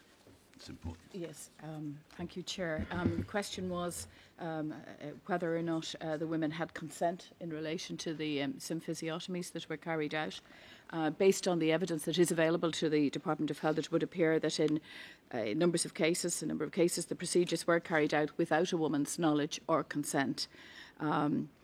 However, there has been an examination, as we said, a historic examination of the records insofar as they were available, and that is not true in all cases. However, the whole question of women's consent at that time, I think, has to be put in a historical context as well, in terms of asking women for their opinions or points of view in relation to procedures. There may also have been a number of emergency labours where action was taken immediately, and therefore the woman's consent, it was not possible to get it because it might have been it was considered then a life-saving situation. There was also a question in relation to the precise details of the scheme. Just want to say to the committee that those are still being worked out. And in relation to the kind of medical evidence, the judge who did the report suggested it should not be intrusive and that it should be as straightforward a procedure as possible in order not to add to any of the stress which the women have been through. And there will be ongoing discussion about precisely how that will be dealt with in the coming weeks. Thank you, Minister. I take it that's the end of the delegation's responses. Thank you very much for that. We're virtually out of time. I'm prepared to... are there any colleagues who want to ask follow-up questions? If so, can you show your hands? 2. Okay, you have 1 minute each. 3. Okay. You have 1 minute each. First, Mr. Shani, Mr. Vasilashvili, then Mr. Zlatescu. You have the floor. Mr. Shani. Thank you very much, Mr. Chair. I'm very pleased to hear the Minister's unambiguous statement on Article 25 of the Covenant and appreciate the delegation's immediate response to our concern in this regard. My follow-up question goes to the issue of denominational education. And I note the statement on improvements that are planned in the transparency of school admission policies. My 2 follow-up questions in this regard is, how does the delegation explain the compatibility with the Covenant of a state of affairs that allows private schools, which have a near monopoly in Ireland on a vital public service, to openly discriminate in admission policies between children on the basis of their parents' religious convictions? I would appreciate whether in orally or in writing the delegation theory on this point, on this legal point, and whether the state believes or not that it is required to ensure a neutral studying environment in those schools, in denominational schools outside the confines of religious instruction classes that can be opted out from. Thank you very much. Thank you, Mr. Shani. Mr. Vasilashvili, you have the floor, sir. Thank you very much, and I thank very much the delegation for the answers. Let me address very briefly the issue of violence in prisons and mistreatment of prisoners by the inmates and by the prison staff. I would reiterate the question about the response to such and preventive measures to such occurrences, but I also wish to use this occasion to inquire whether the state would consider introducing independent review of the Category B complaints, likewise it did with the Category A, and I would remind the Category B complaints are considered to be mid-range in terms of the seriousness, but they do cover cases such as discrimination, verbal abuse, inappropriate search, etc. Thank you very much. Thank you, Mr. Vasilashvili. And finally, Mrs. Zlatescu, you have the floor, sir. Thank you very much to the Irish delegation for its in-depth comments and for its detailed explanations. Now, in light of what has been already heard and specified here with respect to the rights of travelers and Irish-born Roma ethnics, yes, I would like to ask a follow-up question on those who have experimented difficulties to adjust to modern lifestyles, facing a lack of educational alternatives and vocational training options. Their exposure to marginalization in Ireland has been given green light by the closure of the National Consultative Committee on Racism and Interculturalism in 2008, allegedly due to financial reasons. This was a committee that was already promoting key strategies for the education and integration of the said minorities. The committee's mission was to develop policies that would safeguard travelers and Roma cultural and economic independence under law. These were meant to comprise official acknowledgement of traveler lifestyle in the provision of lodging, schooling, and access to healthcare, leaving way to legal and social contexts where nomadies would be protected against settled lifestyles. In light of the recent recognitions by the Irish Parliament and Government, will the National Consultative Committee on Racism and Interculturalism Committee, will it be reinstated? That's my question. Thank you. Thank you, Mrs. Datescu. I'm very mindful of the time, and to the extent that, Madam Minister, you care to answer, I wonder if you could wrap it up in your wrap-up statement, yes, of course. okay? Yes. And what you can respond to, and yes, you respond, and what you can't respond to, of course, yes. there's the 48 hours, and that applies to this and other issues that have come up. So with that, I think I turn to you for your own concluding statement, Madam Minister. You have the floor. Thank you, Chair. I'd like to thank the Chair and the Committee for your time and attention and consideration of the range of issues which we've been discussing here today. I want to say that I'm very happy, the Irish Government is very happy to be here with the Committee, that we take these engagements very seriously. While we have made considerable progress in many areas, and I hope that's obvious to the Committee, I do want to reiterate that the Government has a reform agenda in a wide variety of areas, including my own of justice and police and accountability and proper oversight. And we certainly appreciate and know very clearly that exposure to the international perspective is very important. Certainly as an Irish woman, I've had reason over the years to be grateful to that international perspective in terms of equality issues and the kind of change that we have seen in Ireland. We know that exposure to these perspectives gives us a new way of viewing issues very often and can benefit us, as well as giving us the opportunity to describe the changes we have made and are making, and the challenges that we face, and the specific nature of our legal and constitutional frameworks. And I hope that has been helpful to the committee today in outlining those. I would like to say very briefly, Chair, that we were delighted to see such a strong representation from the Irish NGO community here. Coming from an NGO background myself, I recognise the vital role that they play in campaigning to put issues on the table and to influence public opinion.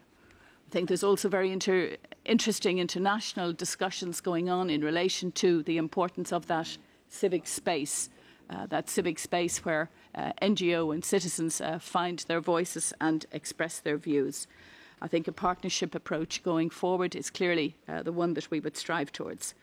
The relevant government departments have consulted with civil society prior to our appearance here yesterday and today, and in the lead up to other UN engagements, including the submission to our 2011 UPR report. And this consultation, I do want to say, will continue.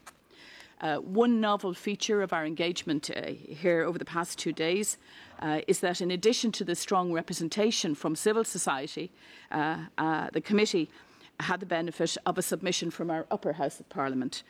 This is an interesting development, I believe, which gives the committee access to a wider range of views from member states, and it will be interesting for us to see how the committee responds to this development and takes this engagement with national parliaments forward. In relation to the points which have been raised by the three speakers just now, I would like to suggest that we will give a written response to the first question. And Mr. Shani, I'd like to thank you for your comments in relation to our remarks earlier. And in relation to complaints, independent complaints, we have, as you know, initiated an independent complaint system for items A within the prison system. And certainly, I believe we could consider examining whether it would be appropriate to extend that to the B level. At the moment, it is at the A level, but that is something that clearly could be considered. The most serious incidents are captured in the A list of complaints, and we can examine the consequences of increasing it to B as well. And in relation to the points that are made about the challenges facing the traveller community in Ireland. I do want to say we're very conscious of the inequalities that are still faced, and we want to ensure we have the best mechanisms. In relation to the recent Logan report that was on the Roma community, we have set up an interdepartmental group. We have been meeting with the relevant NGO organisations, and it is the intention to put an increased focus on the issues of relevance for the community, those communities, given the challenges that they face. Thank you very much indeed, Madam Minister. And now it's for me to wrap up. I think this has been an excellent constructive dialogue. It's a term of art, but it has clearly been constructive and informative, and the delegation has worked hard to give us very responsive replies to our areas of concern and interest. We are aware that Ireland is a country where human rights are very much part of the discourse and very much part of the history. Recently we had a former President of Ireland as High Commissioner for Human Rights at the UN. The support by the state party, as pointed out by Mr. Iwasawa, for the Dublin process that played a major role in ensuring a relatively positive outcome to the treaty body strengthening process under the leadership of our former colleague Michael O'Flaherty, is testament also to that commitment by the state party. I've already commented on the value and quality of the delegation. On a certain number of issues, there have been, as you've indicated, positive developments. The things that just come to mind, but far from exhaustive, the approach to assisted decision making for those with who need it, with mental capacity challenges, is obviously a positive one, in the sense that, as I think, I can't remember whether it was your words or another of your colleagues, the bill that would deal with this issue would now look at capacity rather than status, the capacity of the individual to perform the act in question or to give the consent in question. At least I take it that's the case. It's a pleasure to see an improvement, at least, in the Special Criminal Court, even though some colleagues' concerns, maybe the committee's concerns, remain about its continuing necessity.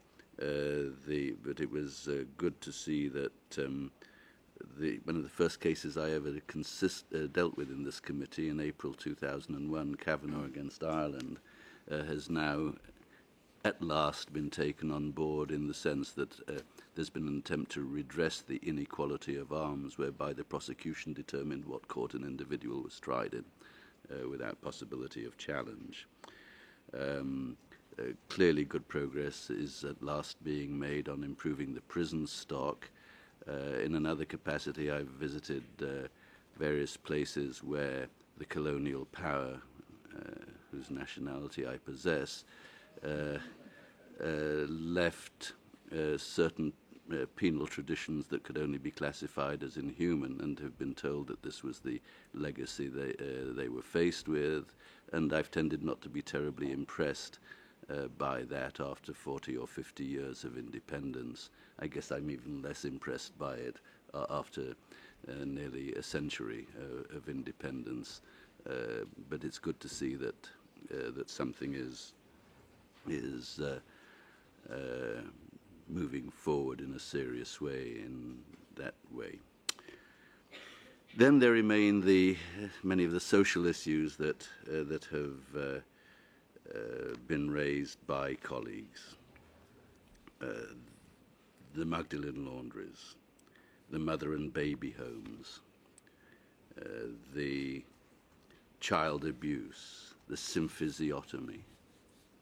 It's quite a collection, and it's a collection that has gone on, that carried on beyond any period that it's hard to imagine any state party tolerating. And I guess I can't prevent myself from observing that that all of them are not disconnected from the institutional belief system that has predominated in the state party, and which occasionally has sought to dominate the state party. In that sense, the delegation wasn't here when we heard from an NGO that purported with breathtaking, arrogant certainties about what the meaning of the right to life was for our covenant or in any other way. Clearly, the delegation itself has been more open in listening to the concerns of colleagues about the abortion issue. Obviously, the recognition of the primary right to life of the woman, who's an existent human being, has to prevail over that of the unborn child. And I can't begin to understand by what belief system the priority would be given to the latter rather than the former. And it's good to see that in 2013, at last, that is clearly being clarified. I'm sorry that the clarification doesn't extend to the right to health of the woman.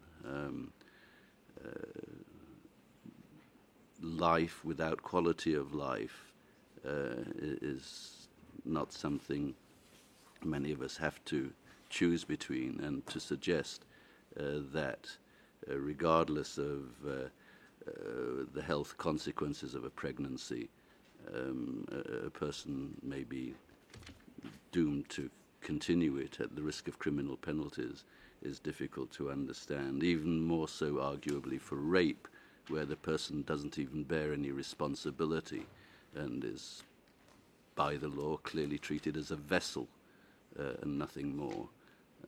Very difficult for this committee to comprehend.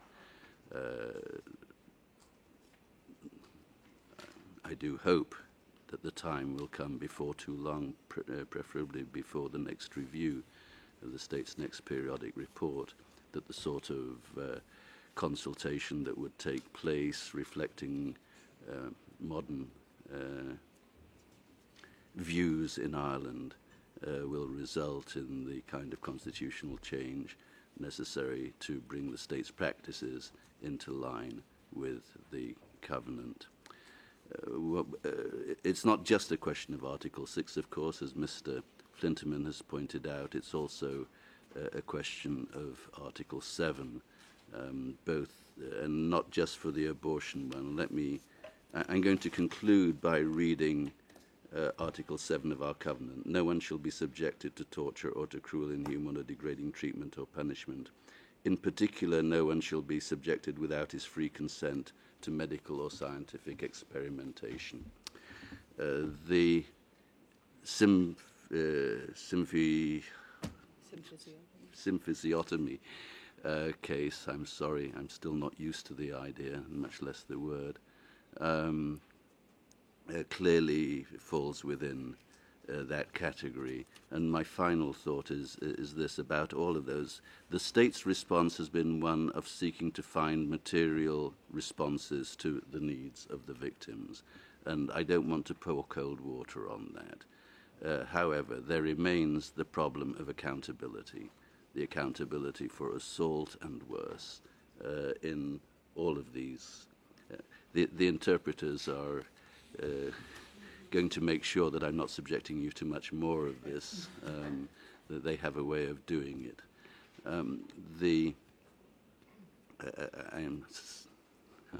won't say what I'm going to say. The issue that remains for the state party to consider is what it is going to do about accountability. Accountability for its own responsibilities, accountability for its failures to monitor what others have been doing, and the accountability of others for committing abuses that the state might well be able to think of as crimes. And the accountability dimension is missing in everything we've heard so far. So with that, very grateful to the delegation. It's been a very important discussion, a very open discussion, very much appreciated by the committee, and we look forward to receiving the responses of the delegation within the next 48 hours, any written responses, and of course continuing the dialogue through our follow-up procedure and until the next report. Thank you again, Minister. Thank you again to the delegation. The meeting is suspended.